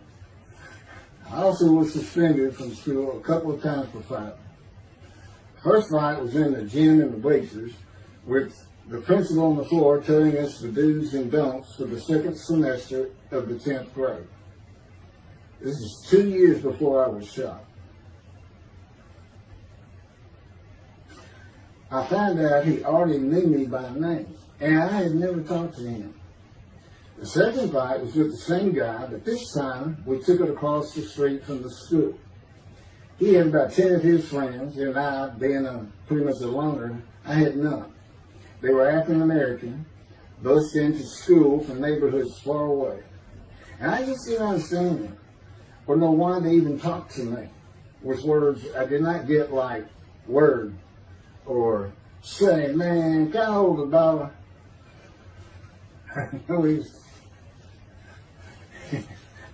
That is what started the fight in the bleachers. I hear from behind me and one stood to my left saying, "Man, can I hold the quarter?" I turned around and just looked at it. And finally said, "I did not have a quarter." Ordered with the principal, I undid my ponytail. Mine should be sitting right behind me, and I'm well aware of that. And I brushed my long blonde hair and then reached into my pocket for some chapstick for my lips. And I pulled my hand out with the chapstick. Turned out I did have a quarter. And from behind me, I hear saying, "Man, you said you don't have no quarter." To which I replied, turning around, "I don't have a quarter for you." The next part's kind of hazy. But I do know I grabbed him by the front of his shirt and threw him down the bleachers onto the students sitting below me. That is when the principal yelled my name and told me to go to his office. The next day, the guy and his friends were waiting on me when I got to school, and we fought across the street. The principal had told me not to get into any more fights, and this is the fight I got suspended for. I remember being in, after my suspension, being in the men's room smoking a cigarette in a stall, and a group of African Americans came in, and they were talking about the fight.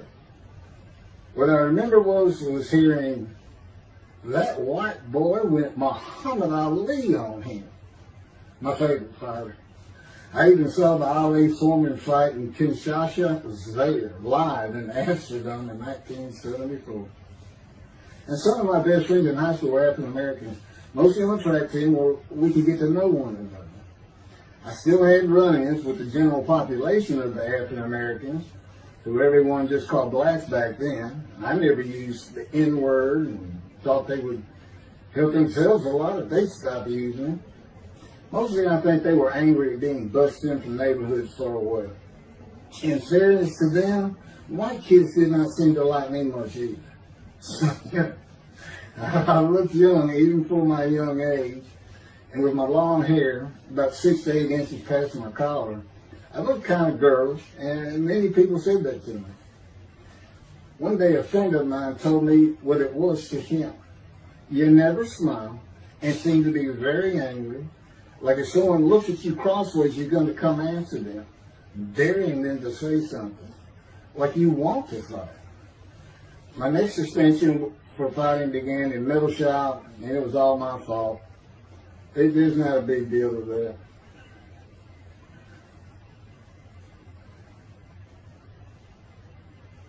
The last fight I was ever in came right before I was gunshot at the ranch. The accident really changed me and the way I looked at life. I never got in another fight after I got shot. It took some of the fire out of me. My longtime friend from junior high school and I were at Memorial Park at night and walked down a train track that ran through the woods, away from the streets and recreation areas. We went to the center of a long railroad trestle bridge that ran over a bayou to wait for a train to round the corner from either direction on a single track. When a train would round the corner, we had to run and jump off the trestle after clearing the bayou. We were drinking beer. As we were sitting, we started talking about the price of gas at 44 cents a gallon in 1975. And anyway, the trains weren't running. We got up to leave, and as we're walking down the steps, she said something about my father and about how to find oil and gas. And I turned around and just hit him with everything I had, with my right arm. And I realized what a stupid thing to do. I called him the Big Sweet. He's huge Norwegian. His hair was white and long and longer than mine. His hand was the size.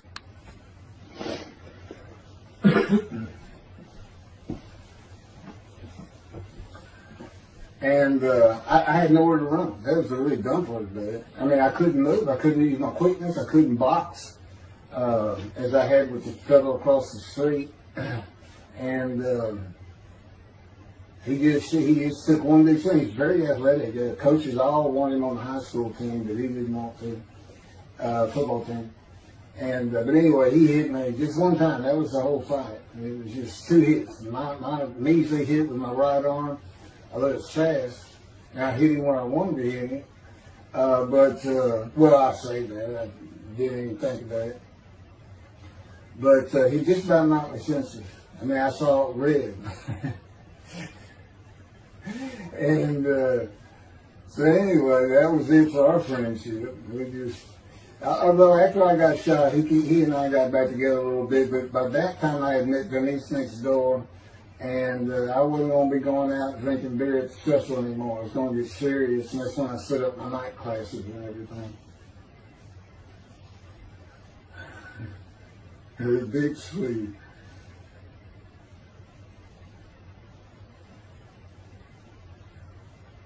After the gunshot, I stopped seeing old friends, including Antonio and the Big Swede, and spent all my time with Denise from next door. I never wanted to be someone who succeeded in life. My dad always told me when he was angry with me that with my smart mouth, I was never going to be anything but a ditch digger or a lawyer. While he said lawyer in a derogatory way, he got me to thinking I'd like to be a trial lawyer. I had to get into college first, and the only school I wanted to go to was Texas A&M University. Anyone who had ever known me would tell you that I was not even close enough to being smart enough to go to any college, much less Texas A&M.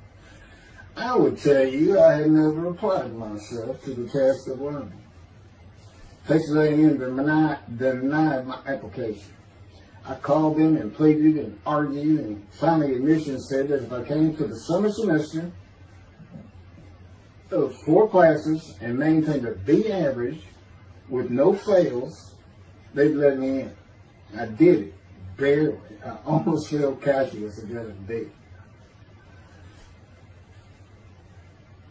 Just a quick thing on Texas A&M, because it relates to World War II, which always makes me think of the Holocaust, and how many Aggies were involved in that. Texas A&M enrollment began on October 2nd, 1876, and admission was limited to white males, and all students were required to participate in the Corps Cadets and receive military training.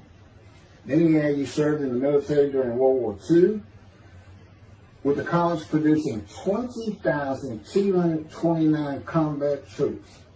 Of those, 14,123 Aggies served as officers, more than any other school, and more than the combined total of the United States Naval Academy and the United States Military Academy.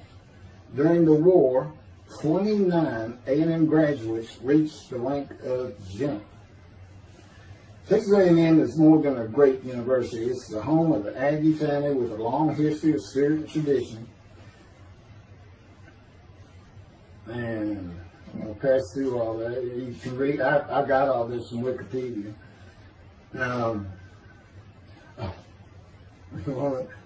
Like Notre Dame, it's a school full of tradition, especially notable at football games and in campus life, drinking beer at the Dixie Chicken. I had a good friend in what is now the Volunteer Corps Cadets, and we've been shooting pool and drinking beer all night on the weekend, and finally left sometime after midnight.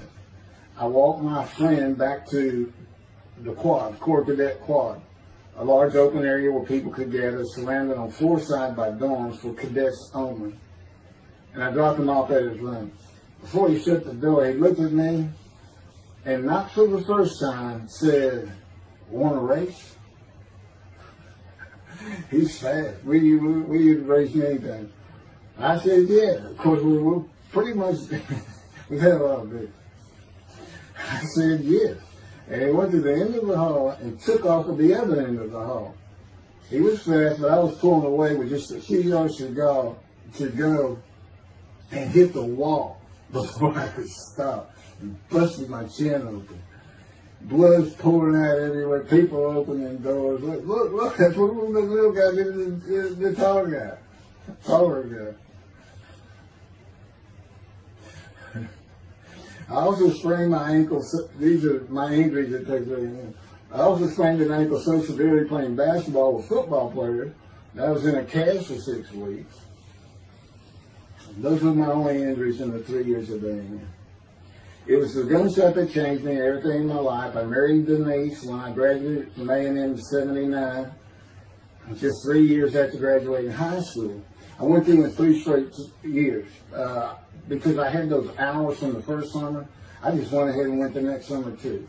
And I got out, and the average for most A&M students is 5 years. But I went through in 3. And of course that meant I never dropped a class. It also meant I had a low GPA, grade point average. And I didn't realize how important that was for admission to law school. I was denied admissions from every school across the nation I thought I could get into. I do not know how my dad knew about South Texas College of Law in downtown Houston, but he made some inquiries and found out the dean was a graduate of Texas A&M. And we're known for helping each other. We set up an appointment with the dean. I told him of my rather intense home life and wayward ways, and that the A&M had given me a chance to prove myself as a capable student. You know, he hemmed and hawed, looked around the ceiling, and gave me the same opportunity A&M had. 4 summer classes, D average, no fails. I did it. I was terrible with chemistry and math, but it turns out I had good reading and comprehension. It's probably from reading all those science fiction books in school. I graduated in '82, and I did great on the bar examination. Keith Ellis McCarty, attorney at law. Who would have believed it? Which reminds me of verse 1 of Isaiah 53. Who can believe what we have heard? That's what any of my friends would say about me getting out of law school. Much less what's happening today. You go find somebody that knew me in high school, they say, who? Oh, they can't be straight. Get out of here. I know him. Forget about it. Chapter 5. 27-year headache. I'm going to pick up with that on another video. And then that'll be it. I have some general comments.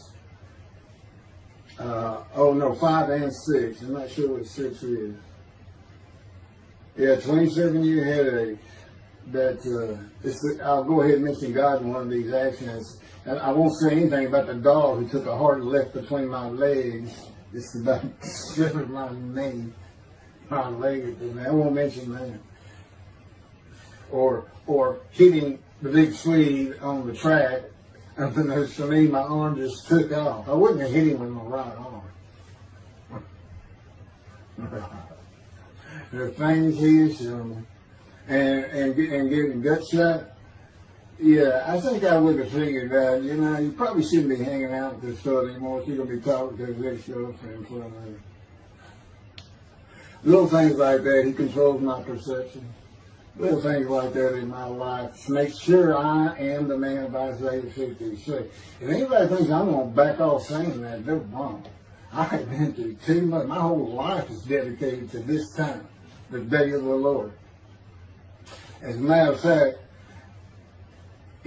what about my day? I said, what about my day? Well, he said, well, first of all, God's speaking with you and living with you. Most people say that's pretty good. I said, yeah. But anyway, here's something he's promised me that he lets me check out all the time. And I'm going to put on the screen.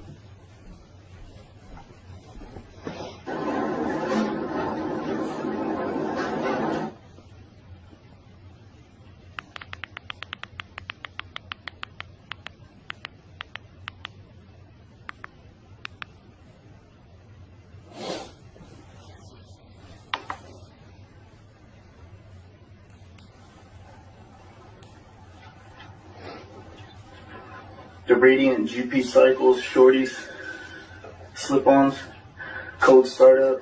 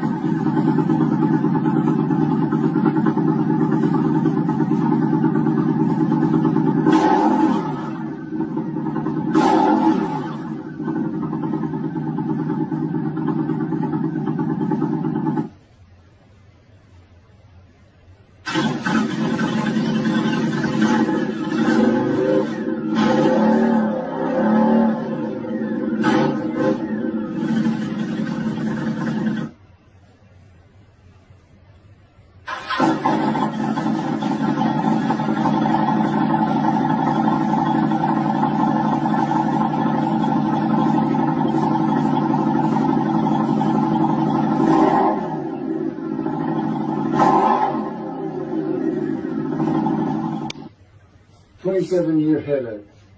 Chapter 5 of the life of God's righteous servant of Isaiah 53. The same year I graduated from law school in 1982, my son Justin was born. In 1985, my daughter Brooke was born. And in 1988, my youngest child and daughter, Laura, was born. I was making good money, though I expected a lot more, in my first job with a law firm that specialized in collections. I also tried my first civil case, which, while working there, which was a nerve-wracking event, first trial. The first day I entered the courtroom, the judge asked me if I was a law clerk. I had a very youthful appearance, though I was 28 years old, not 20, common age for a law clerk. My youthful appearance in junior high school and high school with my long, wavy blonde hair I usually kept in a ponytail had way too many people tell me I looked like a girl. It is interesting, though, at least to me, not one person in my entire life has ever said anything about my disfigured arm. I must have looked like a girl who would beat on you if you did it. When I got mad, there was no hiding it. You could see it in my face and hear it in my words. When I was 28, Brooke was born. I tried my first civil case, and the bane of my existence on earth began. A never-ending headache that I generally thought to be associated with post-traumatic stress disorder. I had terrible nightmares from my youth, but now I seem to have begun grinding my teeth, causing the temporal mandibular joint, TMJ, to ache terribly during the day, and the whole side of my head, the muscular, I don't know what you call it, but underneath the skin of the skull, was always real tight, a tightening of the muscles. It was difficult to even talk to people at some points. For 27 years I had that headache. I tried everything, even surgery on the TMJ, and another surgery where the doctor severed my upper jaw and then trisected it from my skull and spaced it to fit my lower jaw. All to know that I could not stop the nightmares and the grinding of my teeth. Mouth guards helped my teeth, but the pressure was still there. I literally feared going to sleep. I didn't want to wake up the next day sometimes because I knew how bad the pain would be there again. It completely ended my dream of being a trial lawyer. So I got an associate position in an oil and gas firm and began learning how to prepare title opinions for oil and gas companies on tracts of land they plan to drill on. Basically, a title opinion is you start from sovereignty, which is when the state granted the land to someone, usually great, large tracts of land, and from there you get parceled out and cut up, and I'd be chasing one small tract within a very large one almost 200 years ago in the early 1800s, and I would have to create genealogical charts of heirship, for people who died without a will, and they had to know who the family members were, and I got very good at it, and I really enjoyed it. I did a small towns throughout Texas and into their courthouses where they would keep all the records of every transaction, of every piece of land in the county. But anyway, there's an awful lot to it. I do go into it in some detail in the book, but I'm not going to for this video.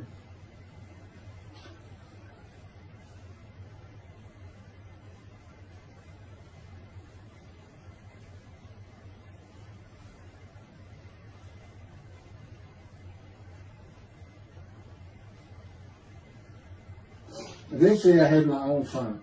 It's just me.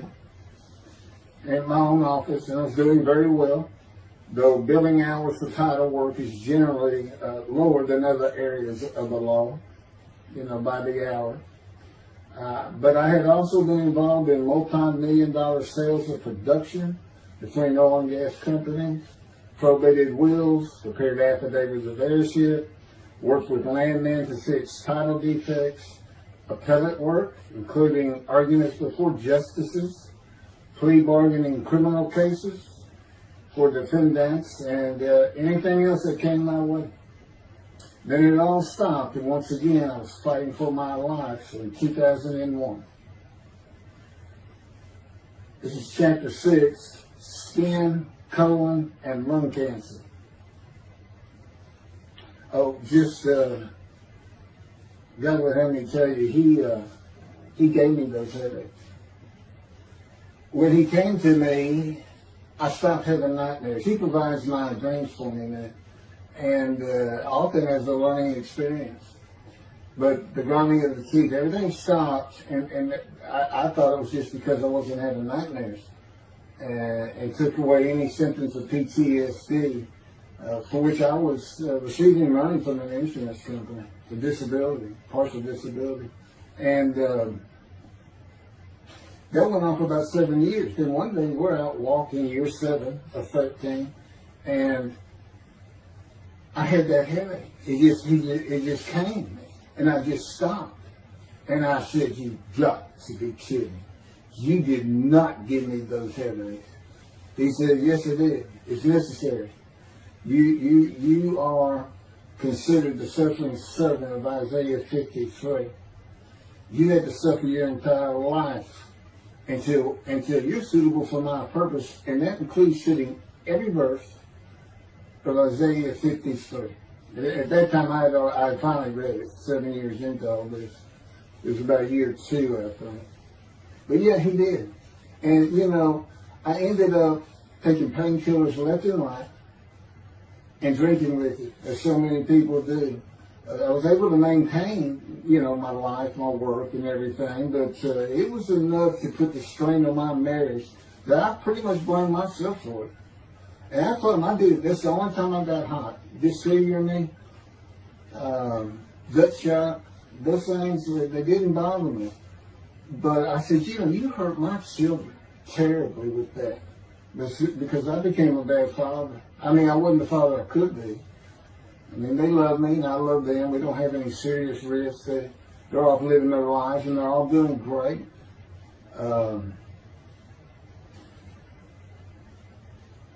But if they consider themselves anything, they're Christians. And although I don't think any of them are overtly religious, or that they're in church every Sunday or anything like that.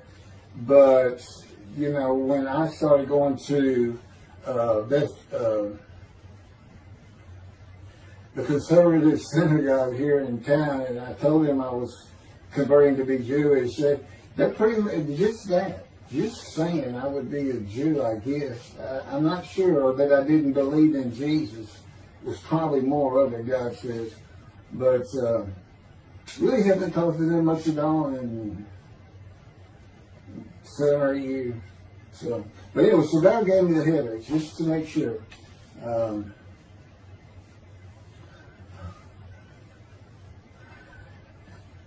Anyway, I was married to Denise for 18 years, and we divorced in 1997 for irreconcilable differences. We agreed that she maintain custody of the children. The first to leave was Justin, and he came and lived with me. Then Brooke started getting in trouble, who is, as tough as she is beautiful. Her mom's very difficult to get along with. Justin was a lot like me at his age. Trouble followed him everywhere he went. Like me, he was hard to talk to, and like me, his getting out of high school was a conflict. He's doing great. He learned the oil and gas landman business, and I helped him out as much as I could, and friends of mine helped him out even a lot more. And he's very successful. Married, no children. Laura's married, no children. She's got a great job. And Brooke is married with 2 children. I have 2 grandchildren. Long life, see his children. You'll see what I'm talking about, long life, when I get to lung cancer that God chose to crush me with. Something had to be done, and to make matters worse, Denise had met a man, and they were going to get married. But he didn't want Brooke. to be part of their new family, or Justin for that matter. He wasn't going to go stay with them anyway.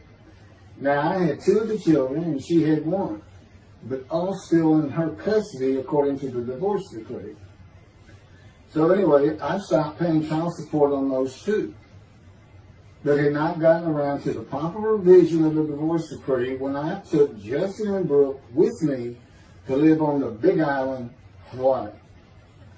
Laura came with us to visit for a month. This oversight on my part resulted in Denise and now her 3rd husband filing papers in divorce court for past child support for all 3 children, for the time I had begun paying her 1/3 of the original amount. I represented myself. I had 1 contempt of court and was locked up for a day, but I never had to pay that money. By verbal agreement, I sent Laura back exactly 1 month later. I could not leave her out, and I wanted her to see where her brother and sister would be living. They were all so close and protective of each other, and still are to this day. And she was so sad. One of the hardest and emotionally painful things I have ever done was put her on the plane back to Houston. I can't think of anything else. The backdrop to moving to Hawaii was my firm was in dire need of new work. But the oil and gas industry was down. It's always up and down. And my clients were not drilling. A landman I knew called and said his sister in Hawaii, a brilliant eye doctor, but not a good businesswoman, needed help resolving creditor issues stemming from her new offices and equipment purchases. I told him it was a good time for me, as things were slow, and who's going to turn down a free expense trip to the Big Island, Hawaii. So I went and took care of everything without charge, but of course everything was paid for. When I came back to live in Hawaii at the urging of the doctor that I had helped, who did not like the look of an abrasion on my chest, and it had been there for years, I was examined by a friend of hers, and it was cancer. I don't remember what the doctor called it. He removed it in surgery with a 6-inch diameter circular cut, and it was not malignant. I could practice in just about any area of the law, and all I had to do was pass the Hawaii bar exam, one of the toughest in the nation. While studying for the bar, my body, all at once, in a moment, told me something bad was wrong with me. I had been running, swimming, and riding my bike everywhere I went, letting Justin have the car, and had been feeling good and strong. In a moment's time, I was weak and sick while grocery shopping, and there was a pain in my belly and my abdomen. I did not know it, but a large tumor in my colon had burst through my colon, and I was bleeding internally. I did not go to a doctor, which I guess is my nature. That, and I did not have medical insurance. Anyone asking for help, asking anyone for help unless things were at a critical stage, such as a bullet wound, was something I couldn't do. I mean, there's all kinds of personality disorders. I thought surely it would pass, and decided to just give it time and bear up to the abdominal and belly pain. I continued studying and took the Hawaii bar on Oahu and Honolulu in the summer of 2001. I had lived in pain for so many years from my headache, and passing the bar was so important, I just kept going day by day. Pain was getting worse, and but I kept exercising. It's the only time I didn't focus on the pain. I had always been a fast healer, and I thought in any day it would just go away. I finally could no longer take it. Brooke, it turns out, was in Houston visiting with her mom, and I left Justin at our little, we called it the little green shack. It wasn't much to it. We weren't there very often, really, except to sleep. And went to Houston to find a doctor for diagnosis, staying at my parents' townhome, which is where I'm at now. I had allowed my major medical insurance to lapse using premiums for child support when things had gotten lean. I just needed someone to tell me what was wrong. I would find a way to take care of whatever the diagnosis was. Early September, I was close to dying, lying on the floor of a dingy apartment of a friend who traveled for work. I could no longer get up to even try and get medical help. And I had not told anyone how bad it had become. Then the planes hit New York. Seeing how grief-stricken so many relatives were on the news, I began to think for the first time how awful my children would feel when they found out how and where I died all alone. So I asked my father, again, it's hard for me to ask people for things, for the money to pay for a colon examination that had been suggested by a doctor at one of those clinics you find in a strip mall, the only places I could afford. The doctor who performed the colonoscopy finally found what was making me so ill and unable to eat. A malignant tumor 6 to 8 inches long that had burst through my colon and I was bleeding internally. You know, I come out of anesthesia, partial anesthesia, and he's holding this picture, and it's this great big purple blob, and he said, I couldn't get the scope past this. It's not a good way to wake up. To say it crushed me in my life is an understatement. The pain, the weight loss, inability to eat, all I could do was drink calorie drinks. Began about 4 months before the colon examination. That was 4 months of sheer pain. But as it turns out, I did pass the Hawaii bar exam. It was now early October 2001. The doctor told me, look, you don't have insurance. Go to Bentop Hospital. That's the hospital I went to when I got gut shot. Gunshot. I prefer gut shot. It sounds good. It is, man. And he gave me the picture from the procedure showing what he could not get the scope past. He's shaking his head and saying, you should have come in this early. So I went to Bentop thinking I was here in 75 on October 5, dying, but I did survive. And here I am again on the first week of October 2001. I showed the pictures to the admitting nurse. Instead of them sending me to the waiting room, she just looked at me and she said, Mike, this is a public hospital. I mean, you can wait all day long to have a cold check. She looked at me and said, why did you wait so long? And how are you still alive? And I told her, I have no idea. She did not send me to the waiting room. They had an orderly take me immediately to a room. There they hooked me up to a morphine machine where I could hit a button at a time interval I can no longer remember and receive a small dose. I do know I never missed one. I was very depressed. My parents who waited in that line for admittance with me looked so sad and depressed. It was not one of my better days, though I finally had some pain relief. Day after day, I lay there waiting for the next test they would run. It was during this time I received notification that Denise had filed papers in the divorce court to recover monies for the time I was taking care of 2 of the children. That's also when I received notification from Hawaii that I had passed the bar exam. So, you know, Bentop Hospital, what a lifesaver. I mean, young surgeons in like Baylor University, medical schools, you know, it's a prime position to get your hands on if you're going to be a surgeon. Because you're in surgery all day long and all night long. As long as you can stand up, they're bringing people in. It's just a real hot spot in Houston and a great hospital. But it's not a place you want to stay. You really don't. My doctor would come in and be out so fast, I never knew what was going on. He did tell you my previous surgery to my abdomen, where they opened me up from stem to center, complicated removal of the tumor. On October 25, my son's birthday, who was now stuck in Hawaii, They cut me open again and removed the tumor. It was about a week or so later, I was released with a schedule for chemotherapy. I returned to the dingy apartment all alone, and I just stared at the television for weeks.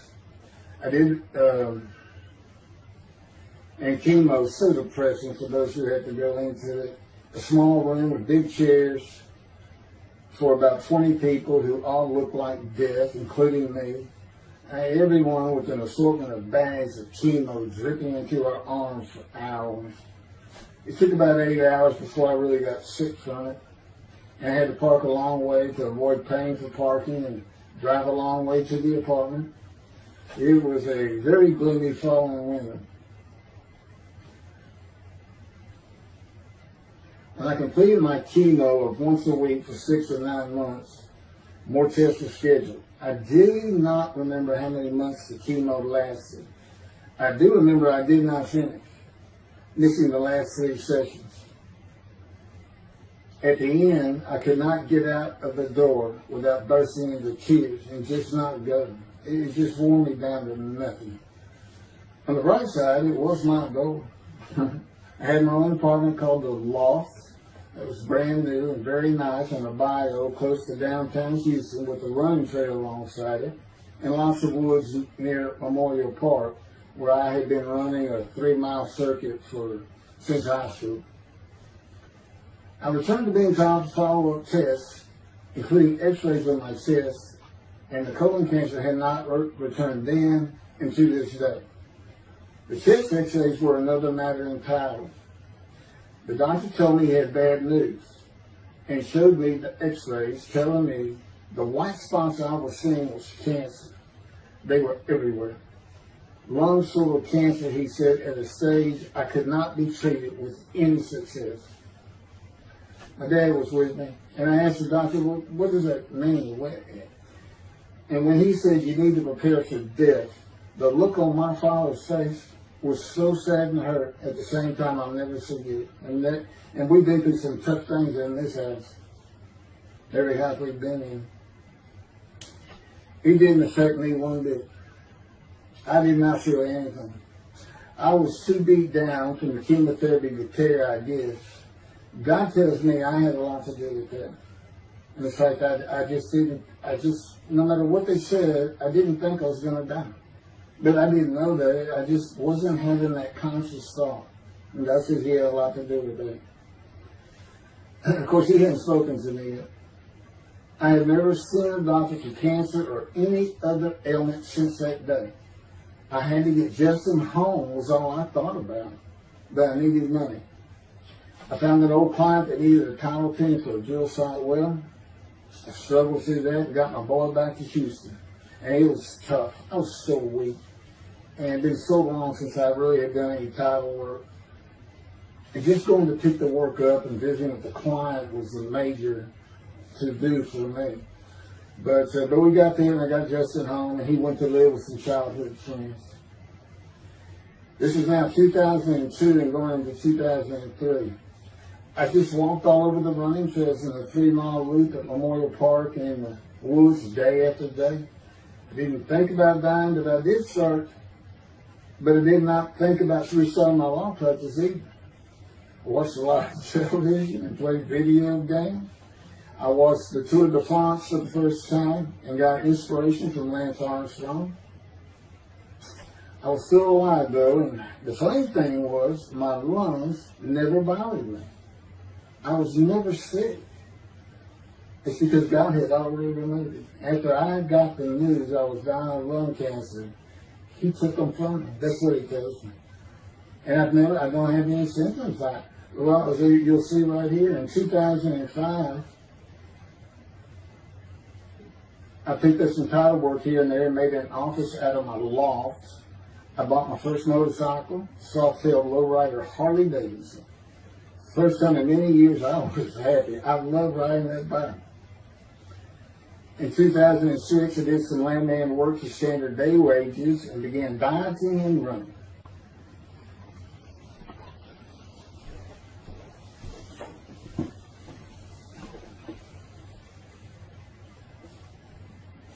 Once again, my camera only goes for 29 minutes and 59 seconds, and I'm going to back up just a little bit. In 2006, I did some land work for standard day wages and began dieting and running. I had never been a swimmer in terms of training for it. I love the water and swimming, but I never trained with laps at different paces and various distances. Mostly because I was so slow, because of my right arm. I was reaching an age, though, where endurance in my running was more important than speed. And so endurance swimming was too. In Hawaii, I had seen the athletes come to Kailua Kona, where we live and where the Ironman triathlon begins and ends. Matter of fact, my little green shack was just right on the route where they start. That was a fun week. It was amazing watching the athletes train and prepare for the race. I would think to myself, a human being, the human body cannot do what they are doing. Yet they were and they did. It's just amazing. I decided to learn how to swim more efficiently and how to train for distance and endurance. Get a regular and triathlon bike and innocent triathlons. I'm still alive and finding a direction and purpose in my life. Training every day for long periods of time. It really helped with my headache and I slept better. In 2007, I signed up for the March 30, 2008 Lone Star Half Iron Triathlon in Galveston, Texas, and the October 5, 2008 Longhorn Ironman 70.3 in Austin, Texas. You cover 70.3 miles, and you got to do it under 8 hours. And I did real well on the first one. As far as my time, it's 7 hours and a little bit, but I barely made it without disqualification in the one in Austin. And it was primarily because of the hills. It's this very hilly area in central Texas, I guess. But I did make it, and swore I'd never do another one. But I did it after the first one too. It's tough. My insurance is still paying for my inability to work, primarily based on the headaches and a diagnosis of PTSD. So I was not working, and I got real serious and trained to swim to 1.2 miles in the ocean. And that would be in Galveston and in a lake in Austin. 56 miles on the bike and a half marathon, 13.1 mile run.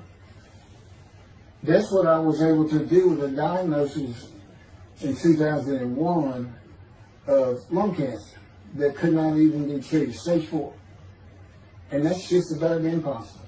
It would take a miracle of God for that to happen, because generally you're going to die within 1 year. They say if you get lucky with good medical treatment, you might make 5 years. But 1 year is standard, if you can make it that long. That's my proof that I offered myself to guilt for God. Because you can't, it's not something provable. All you can do is see the result of that offer. And again, guilt and emotion. I got way too many videos and everything to get too detailed on it. But that is the proof. You know, I got the colon cancer 20 years ago when the planes hit New York. And it was that was 2009, right. Too many things go through my mind when I start thinking that those cancer years. But God, He removed it. He had something for me to do, but that's verse 10. God chose to crush him with the disease. And as I've mentioned, the reason He chose that is to show that I was blemished, defective, could not possibly be an offer for sacrifice, because He knew what the Gentiles were going to do. They were going to put an unblemished lamb in there and call the Jewish people's Bible their own, and use the laws of Leviticus, not unlike Mr. Toby the singer and his 6 million blemished lamb sacrificed by Hitler, the righteous servant of God. How that seems to read. He's welcome to respond any way he wants to do that. But it's on the video, it's in the book, it's in quotes by him from his midrash, from his site. And he said, share this with everybody. Everybody can take it. Just share how great my knowledge is. Well, it's lacking in some areas. There's no question he's an intelligent man. But his reasoning capabilities, in my opinion, at least as to Isaiah 53, are severely wanting. I am that man. And God's going to give the Christians hell with it and with me. Just like I just heard this for the first time on the video. When all of a sudden he had me say that Jesus announced he wasn't the man of Isaiah 53 on the cross. When he said, Father, Father, Father, why are you forsaking me? Because he was about to die. And Isaiah 53, who he thought he was, and he's not, who he didn't fit the verses, but he thought he was supposed to be exposed to death, but given long life. So boldly he goes into the Roman Jerusalem and gets himself taken up. He's not worried. Delusional, yeah, maybe, but as far as I'm concerned, he's nothing but a story. He never existed. The story starts with the Essenes of the Red Sea Scrolls and the teacher of righteousness. Real quick, I'll go over that. Here's the thing. Their founder is called the teacher of righteousness. Okay? They were great followers of Isaiah. They had the great scroll of Isaiah. They're prolific writers and copyists. They had their own gate at Jerusalem. The Essenes gate. Now, the New Testament never mentions them. You got Pharisees, Sadducees, Essenes, but they never mention an Essene. And Jesus, quite frankly, would have been one of them. Because they embody who he is.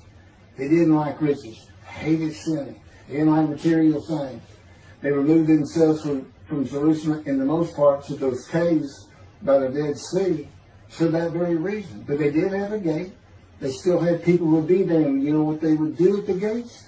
Tell stories. That's what you do. You tell stories, and it is a great story. Here's this guy who's connected with God. Back then they believed men were gods. Caesar was a god. Over in Egypt you had the same thing going on. It's a common thought that men could be gods. And this story just springs up. And they didn't even question. They'd have gone and questioned it. I mean, they're sitting right front and center in Jerusalem. You think they didn't hear? This man walking on water, raising the dead, feeding 5,000 with 2 fish and 5 loaves, turning water to wine. That alone, Rome would have said, Caesar would have said, he does what? He turns water to wine. Bring him to me. Don't touch a hair on his head. You don't kill the man who turns water to wine. You send him out with your armies. Make your men happy. It's there's so many ridiculous aspects to it. Most particularly, God performed a human sacrifice for the sinning Gentiles. He's left the sinning Jews for the sinning Gentiles.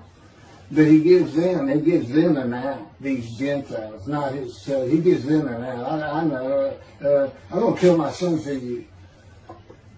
So that you'll be forgiven of violating my commandments and laws. If anybody knows God, and the Jews do, and I know him like nobody's business, that's not him. That's not him. I mean, he told the Jews, I'm never going to leave you, but I will punish you. Now that's him. That's him. And he'll put you through hell just to make you a better person, a better people. And he has no plans to change it, man. He's not going to change the minds and the thinking of billions of people to make them love the Jew. He's just not going to do it. And the practicality is he didn't create man for him to even be able to do that. Now, he could have created humanity where he could do that. He could change the mind of everybody at the same time. I'll tell you on this, he's been working on my mind for 13 years. It is one brutal cop. It's a very one-on-one affair. Now, he says, now, I could just kill everybody. I mean, that's easy enough. That's easy. I could just kill everyone, but He said, that's not, it's all about this. You got to know how to read the Bible. It's written for antiquity first, and the Dark Ages, and then the Age of Enlightenment. I mean, basically he's saying you've got to go back over it. You've got to check these guys. You've got to check Rambam and his speech. God's going to make the world speak Hebrew. Or, they will be able to hear. So you've got to check some of this stuff. And I read Rashi's, I went to his Isaiah 53 main reaction. All I can say is very unimpressed. I've seen what he has to say in Malachi. He didn't pick up on any of this. He didn't know what the angel of the Lord is, the angel of the covenant that you desire. He doesn't know how Moses goes by a burning bush is not consumed. The angel of the Lord is in there, and God speaks. I do. To me, it's just like, well, you just get some basic concepts, and all of a sudden, and quite frankly, it'll open up the scripture to the Jews. They can put the Talmud aside for a little while. But I will say this. God says, if you can study it, study it. There's all kinds of great things in it. Just be real careful about what you teach from it. And it's useful for heaven. If you like to talk about Talmud as a scholar with other Jews who may very well be in scroll of remembrance with you, you can meet up with them. You'll see them in the meeting places, have them over to your room. Y'all can watch the new earth being created and the new peoples of God chosen, and watch the evolution of the chosen people. And humanity, the same as this one. God says, why would I change it? Why would I change it? When I did it, it was perfect. And you can tell Mr. Singer that the evolution that he's talking about, where all of a sudden the world's going to love the Jews, been going on for over 3,000 years, and today anti-Semitism's up, and David is here. It's not going to happen. Thank you very much. I will be doing, was that 5 and 6? Yeah, that was 5 and 6. Now the book picks up at chapter 7. It's on a video when God first speaks to me. And it's very interesting. And we'll still be putting some videos back. But I've pretty much covered all the major material. Everything from Isaiah 53, the day of the word, Lord. There's a few more things. And it's a better read than it is a video watch. But, for those who like to read. But it's covered very well in these videos. And now that I've put the personal part in, which is to show how I said Isaiah 53, and you see the difference in my life. Now, that's a life of suffering. That's a life of pain. That's a life of familiar with disease. They said, gee, when he died on the cross, he was scourged. He was scourged, and this and that. Do you know how much he suffered in his life? I mean, he's not even in the conversation as a man of suffering. He's not in the conversation.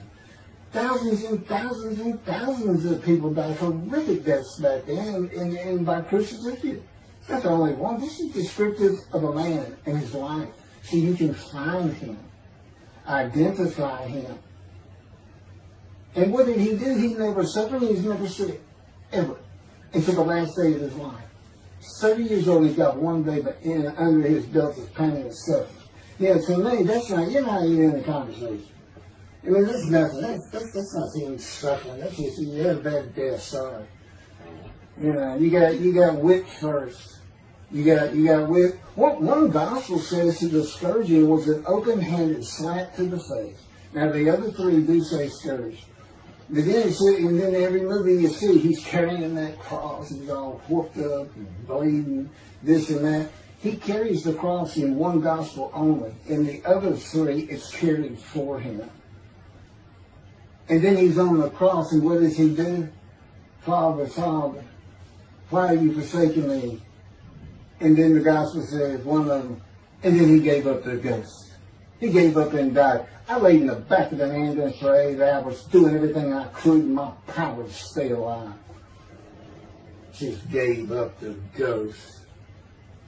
There's another video where we make that a little bit more humorous. Anyway, thank you for listening, and I guess that's it. Thank you.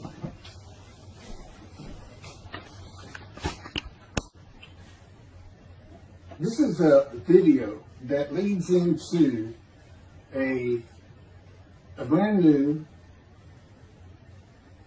very distinct, not heard from before, commentary on Isaiah 53, which begins actually in Isaiah 52. It's comprised of 7 videos I have put together in the last month or so. And I'm just putting them all together with a lead-in video explaining these things and why it's so new, novel, and has such a different view of the scripture from that which Judaism teaches regarding a Messianic era when David comes, the descendant of David. They often refer to him as King Moshiach. Moshiach means the anointed one. And you'll get the idea from the title of this video real quick. God speaks to an atheist. And it began like this.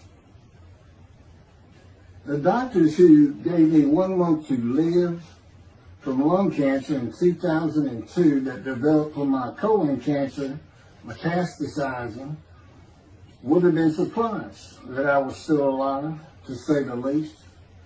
I had stopped thinking about the lung cancer years before. The white spots in the x-rays that filled my lungs like the stars in the night did not inhibit my breathing or slow me down in any way. At this point in time, I'm training for my first triathlon. And I didn't start small. I did a half Ironman. It's 1.2 miles swimming in an ocean, 55-mile bike ride, and half marathon, 13 miles. They call it the 90.3. One Saturday in the fall of 2007, I was cooking lunch in my small kitchen, post-divorce, and at the stove, when God said, from just a little behind me, as though somebody was speaking to me right here,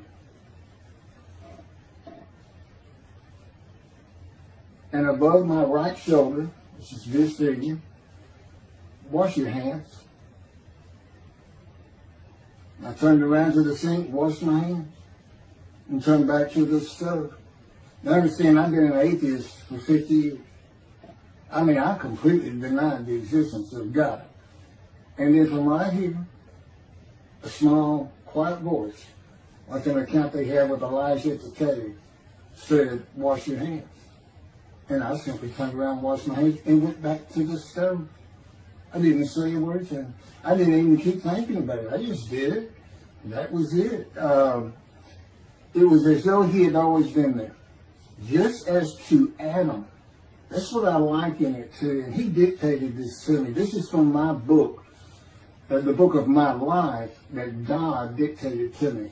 It's called The Righteous Servant of God of Isaiah 53. No, the life of God's righteous servant of Isaiah 53.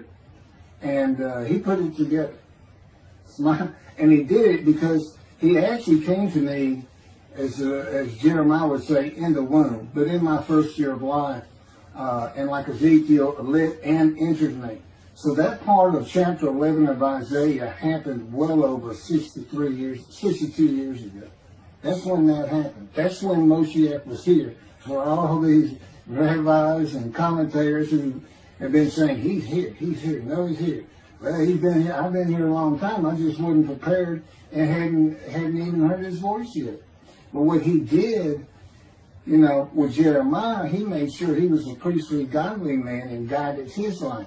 With me, it was to make sure I fit every single verse of Isaiah 53 as only I can explain it, what it's for, what it all means, and live a life of suffering familiar with disease. God chose to crush him with disease that he would offer himself for guilt and receive long life to see his children. That's my proof that it happened. They told me 20 years ago, we can't treat this lung cancer. It's too advanced. You're going to die. And you're going to die real soon. You need to prepare for it. And it did crush my life. I stopped work. I just kept waiting to die. And I didn't die now. I'm training at this point in 2007. I'm training for a triathlon. I finally said, "The heck with it all." And that's the proof. Crushed with disease, exposed to death. That's in verse 12. Exposed to death, and here I am. 20 years later, still going. Haven't seen a doctor since. Never received any treatment, which is unheard of with lung cancer. And I had colon cancer before that, and I had skin cancer. I'm a man familiar with disease, that God chose to crush the disease. And these 7 videos put together as one, obviously I wouldn't ask or won't, and I couldn't do it, to listen to them all at one time. But I know you can mark your spots and everything. But it was spread out in 7 different videos, and I thought, well, the next video I'll do, I'll have a preamble to it and explain. This is not fooling around. Once you learn my version, which comes from God, of when Moshiach comes, the day of the Lord, which is left out of the Messianic era. But if you ignore me, God says, as my role as Elijah, God says, when he does return to his temple suddenly, it's going to be with, and it's not there, it's going to be with utter destruction to the land. Okay, all this is explained, so I'm not going to keep going in detail and carry on with God first speaking to me, but it was as what Adam would have felt like. This is natural. I mean, to him, you know, having somebody speaking to him from above him, from up here, from within him, it's perfectly natural. And he wouldn't be falling down in reverence and I'm not worthy and all that. It would just be this person's always talking to him and telling him what to do. The fact that he doesn't see him wouldn't probably enter into his mind. This, you know, this is the natural order of the world for Adam and me, particularly today, 13 years later. Still in God's final refinement, preparing me, and now we have the books, they're unpublished, Jewish publisher, Christian publishers. I dare not even send it to them, because how harsh I am on Jesus Christ. It said he was the man of Isaiah 53, and it's because of him I had to get crushed with cancer. That's what that's all about. God doesn't have to crush you to make you offer yourself for guilt.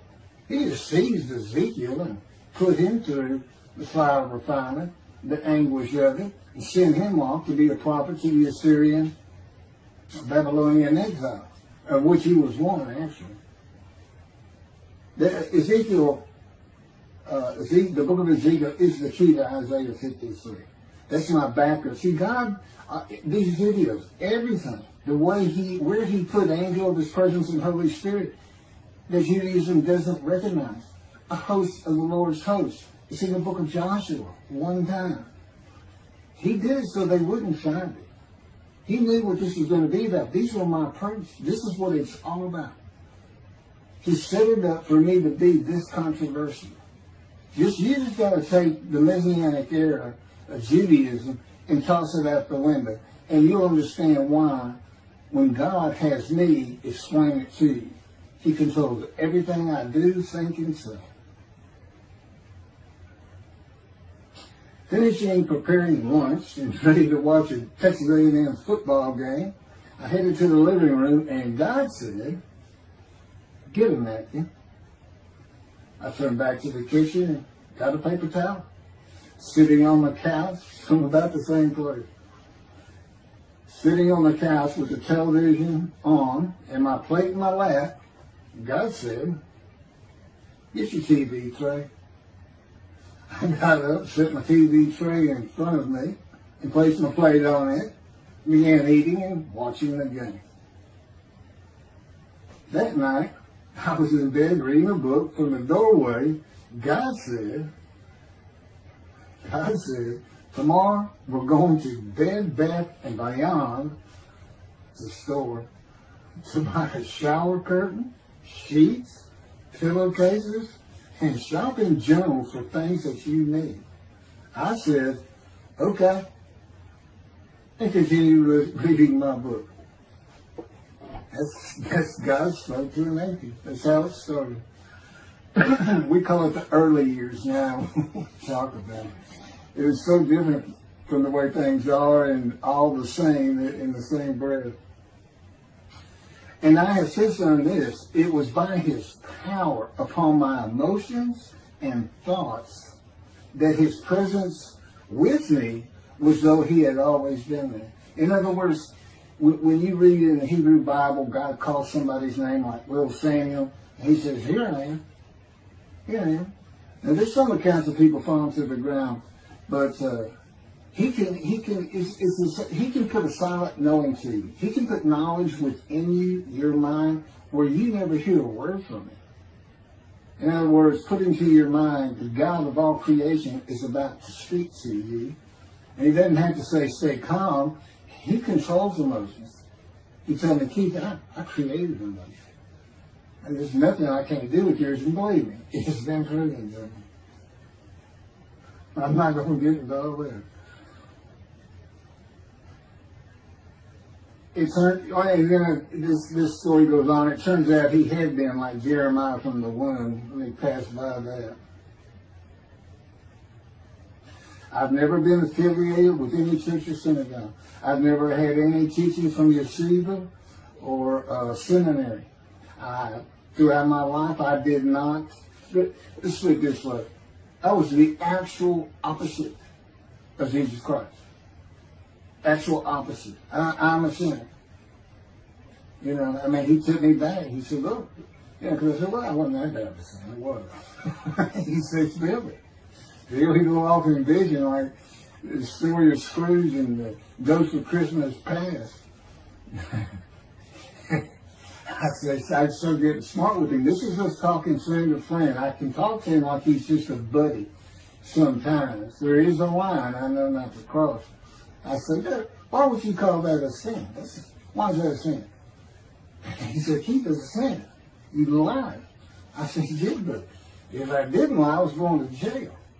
He said, but that don't make it good. I said, well, which comes first? Going to saving yourself? Or lying? And so what? I didn't believe in you anyway. I wasn't worried about going to hell either. It's just, I didn't think about those things. He tells me, man, I didn't let you. That's why I was with you from the get-go. He wanted me to be fresh. No preordained, settled in thoughts and beliefs on anything. And of course, I grew up in Texas for the most part, so it would have been Christianity. I didn't associate with anybody who was religious. I didn't even know what the term Jesus meant. I didn't even know that Jesus died for my sins, supposedly, in their theology. And I didn't know that there was a problem between Judaism and Christianity. Jews and Christians, I didn't know that. I had plenty of Jewish friends. You know, I was in the late 60s, 70s, my formative, going into my teen years, and, you know, we treated everybody as an equal. I never thought about it.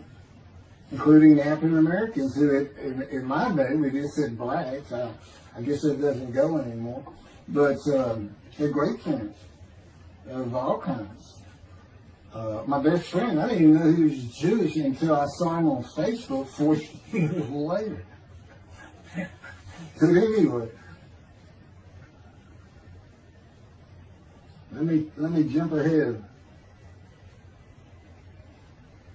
Okay, this is how God communicates with mankind. This is what the prophets are all about. It's not just Ezekiel, a spirit lit and entered into me.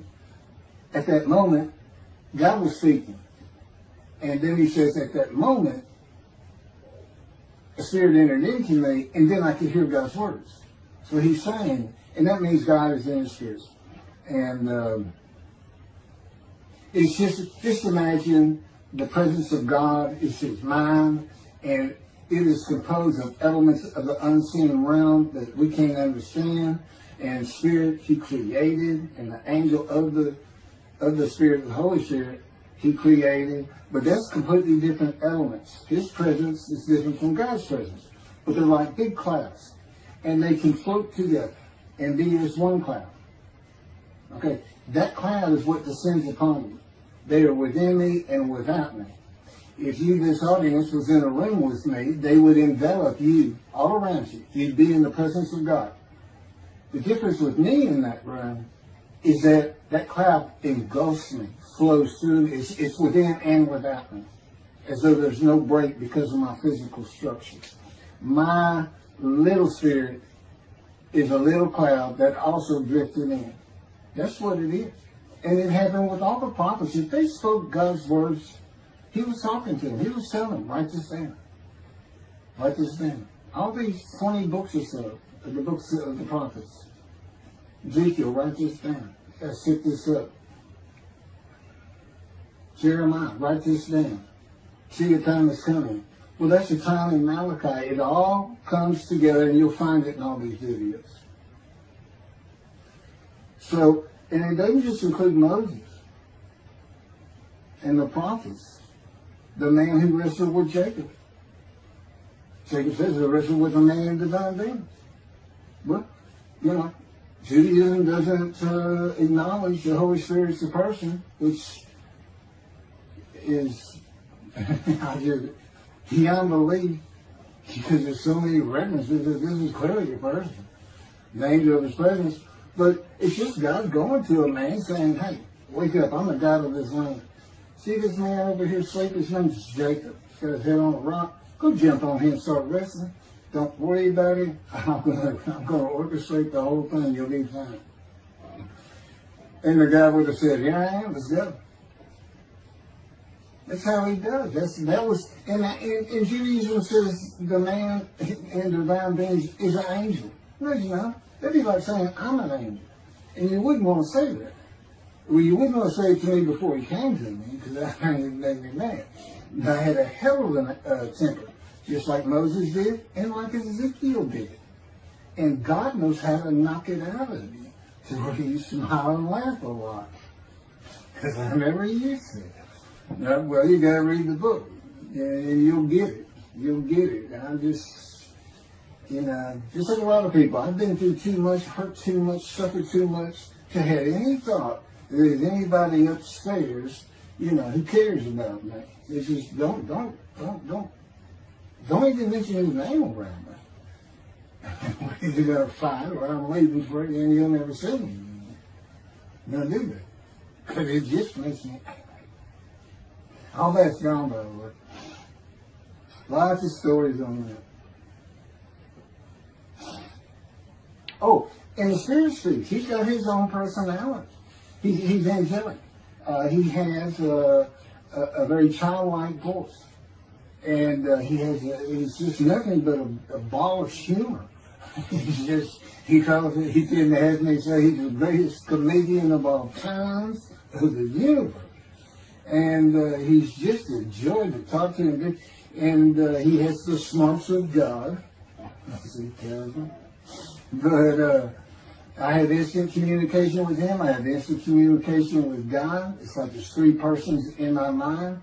This one cloud, it's three clouds. It's two spirits and the elements of God's mind. And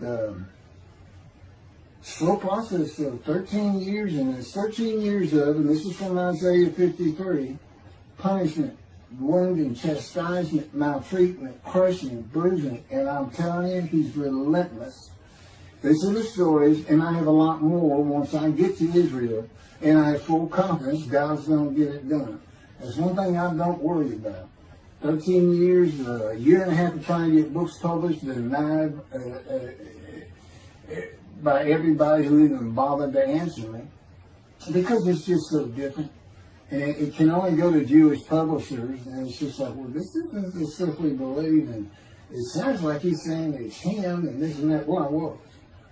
God said I made sure I didn't get them published. I wanted to do the videos first. You see, I'm not on the executive committee. I don't know what's going on 99% of the time. I don't know what I'm going to have for dinner. I no longer have self-will. I can't ask him for anything. There's all kinds of reasons for that, such as, you know, if one of my kids gets sick and he doesn't heal them up, you know, cancer or something, Am I going to be disappointed? Am I going to be hurt? The answer is no. He's trained me too well to even bother asking. If he's going to do it, he's going to do it. I know he has the knowledge, and he's right here with me. So, it's a long, detailed process. I know things from his perspective.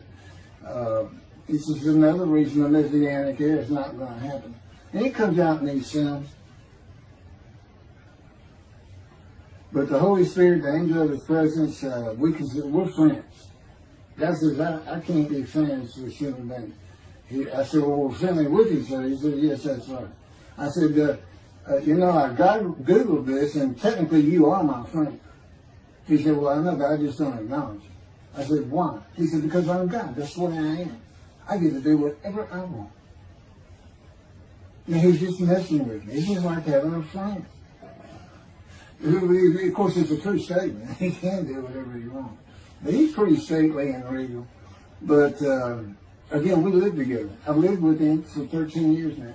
And it's never going to end until I die. I wouldn't even know what to do.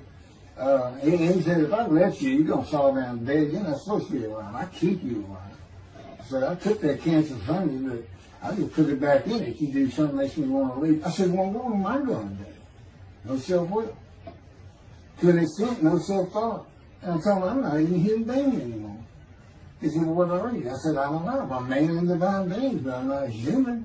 I don't have self-will. That's what distinguishes the human being from the animal. He said, but I'm being the human for you. I'm providing you self-will. So you do, in a way, have it. So you're still a human being. I said, well, I'm dead. He said, why are you dead? I said, because it's like my brain's not connected to my spirit anymore. It's like you're sending all the information in. And that's about heaven. I haven't lived the existence in heaven as to my thoughts, because in heaven you won't have a mind. The heaven for the Jewish people only, I might add. You won't have a mind. God's got to provide it for you. He's got to be you for you as a completely new and different creature. It's still you. It's a very amazing story on how that does. And I'm taught all these things and literally experiencing, not only in the real, but in visions. I've had more visions than, you count every single vision in the Hebrew Bible and the New Testament. I've had easily double that. And I'm a walking visual. God's communication, and this actually shows up in the story of Moses. He won't let me tell right now. But he puts images in your mind. Instead of saying a sentence, you get something in your mind, a picture. Anyway, I call it visuals. And you can be wide awake for those. And I can be in vision wide awake. Okay, so we finished our shopping. You get shower curtains and everything. And God said, let's go to the bookstore and get you a Tanakh. To which I replied, well, what's a Tanakh? I didn't Hebrew Bible, okay. Well, I know the Holy Bible, the New Testament and Old Testament. And on we go. My son to learn for the first time. At Barnes & Noble's, we looked at all the Hebrew Bibles and purchased the Jewish Publication Society's Tanakh, the Holy Scriptures, which is a translation that began in 1956 and was published in 85. And then he spent 30 years on the Leningrad Codex, the oldest Hebrew Bible in existence. They started from scratch. I hear these rabbis and people saying, well, I know what these translations are, this and that, and this, and God says, just go with the JPS. They hit it right just about every single time. I've only found one thing that I don't understand how they miss it. But it's in 53. This is the 1985 edition. That's the best translation you can get out there. And I don't just hear God speak to me. His presence is heavy. And I'm also, it says he pinned Ezekiel's arms behind his back with his cords of power. And by his cords of power, Ezekiel could not leave his house. That's in Isaiah 53. He took him from the land of the living. Took him from society. The man of Isaiah 53 lives, so he's taken from society, but that doesn't, from the land of the living, that doesn't mean he died. And there's no crucifixion in 53. So, you start to see how Ezekiel is so important in this. And that's where you find out about the covenants of friendship that come with God in the day of the Lord when Moshiach comes. Again, you don't hear anything about it in this Messianic era. I'll tell you this. I think the Jewish people are going to like this better. I think throwing out all that rubbish Judaism has been teaching from back in antiquity, that's where they're stuck, and see what's really going to happen with God coming back, a man in divine being, with the capabilities of Moses, Elijah, the descendant of David. All their attributes, okay, are in me. I can be each and every one of them, and I can be all four of them at one time. And God can speak to me. So, it's going to be fun, and he wants his temple rebuilt. That's the purpose of Isaiah 53. It says, a purpose which might prosper of God. But he doesn't tell us what the purpose is. Well, we find it in Malachi 3. I'm sending my messenger before me to clear the way for me, and I shall return to my temple suddenly. But the covenant that comes with David says, I'm going to place my sanctuary amongst you. He already knows it's not going to be there. And then we have Elijah in Malachi 3. Well, he's got a purpose that might prosper. And if it doesn't, God comes with utter destruction to the land. And again, you don't hear it with the Messianic era. Utter destruction to the land. There's 7 million Israeli Jews. How can you not read that and go, that sounds an awful lot like, I'm going to raise up armies against you. You just ignore that. Well, anyway, we're going to see stuff. And the purpose that might prosper, I never believed that. I think that just puts the man of the righteous servant of God of 53. I think that puts him with, he's got the same purpose as Elijah. Elijah is supposed to bring the families back together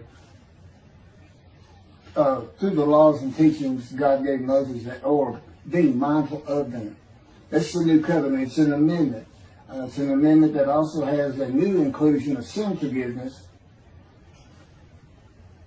Over the last 63 years, God's presence has resided in Texas, Louisiana, Florida, and Hawaii. And he is more than ready to return to his land, Israel. Because wherever I am is where his presence is, and those are all the different states I lived in over this time period. Wherever I go. As a matter of fact, if you see me in Israel down at the old city or down at Tel Aviv, you can turn to your friend and say, hey, I know where God is. I say, really? I thought he lived. Some people say he died. I said, no, you see that guy over there? He's all around that guy. And some say inside too. That's what it's going to be like. God said, look at Israel, we're never leaving again. I said, I want to see Great Britain. He said, it's like, did you just ask for something? I was like, oh. Yeah, that's good. I hope I fry if I hit the border and cross over. I hope I just burn up. Plus in combustible flame. But anyway, that's where he wants to be. And I'm sure he's going to get there. This purpose that might prosper, again, I think it just shows the purpose of the righteous servant and a purpose of Elijah. Because he knew I was going to be teaching. There's only, in the day of the Lord, as you would imagine, he wants to have all the prophecies fulfilled, be done with the prophecies. And there's only a handful, 4 men to come that we've never seen. The descendant of David, prophet like Moses, Elijah, and of course the righteous servant. We only have one description. Even the sages knew you got to have a description of the descendant of David. It's Isaiah 53. They called him in the Babylonian Talmud the leper scholar. You'll see me referencing it on just about every video. In other words, I'm saying, look, it's not Jesus, it's not the people of Israel as taught today. It's this guy from the Talmud that just hadn't come yet. You just didn't know, didn't have a name that fit the description. Well, you do now. And two covenants. The friendship covenant, which is actually in two parts, Ezekiel 34 and Ezekiel 37. One part of which is, I'm going to put my sanctuary amongst my people. And the other part, interesting enough, has to do with the land blooming again, which is Jeremiah 31. See, a time is coming, the land will bloom again. See, a time is coming, the cities after desolation of many years, 2,000 plus actually, will be restored and Jerusalem rebuilt. And the Jews shall never be defeated again. Okay, now we just talked about other destruction, likened to armies being raised. But here it is in this friendship covenant, in this, Jerusalem being rebuilt. If that's done, then you'll never be defeated again. So, you look at it and go, well, there's kind of a problem between those two. And what I think it means is he's going to get the temple built now that Jerusalem's been rebuilt and he's come. That this might prosper because, it kind of gets you. So what is the purpose of God might prosper? Who thought you could do everything? And he said, well, in large part, my people got to listen to you. They got, especially the rabbis, they never listen to my prophets. They're all full of themselves. And they know everything. Well, he starts getting angry. And see, that's not good for me. Because all of a sudden he wants to make me better, which means suffering. You got to keep them away from those movies. I'll tell the spirits, they're something funny. Get the funny guy around here. We talk friend to friend too. Well, anyway, I'm going to let you. There's a lot more, but this story's in my book. Hopefully, after spending time and understanding who I am, and this is here, it's happening. I don't care what the rabbis think or say. Look, I'm a prophet of God. I'm a man in divine things. If I say something contrary to what they think and say and believe, they're wrong. Automatically. It's a given. Because God is telling me all these things. It's His book. They're wrong automatically.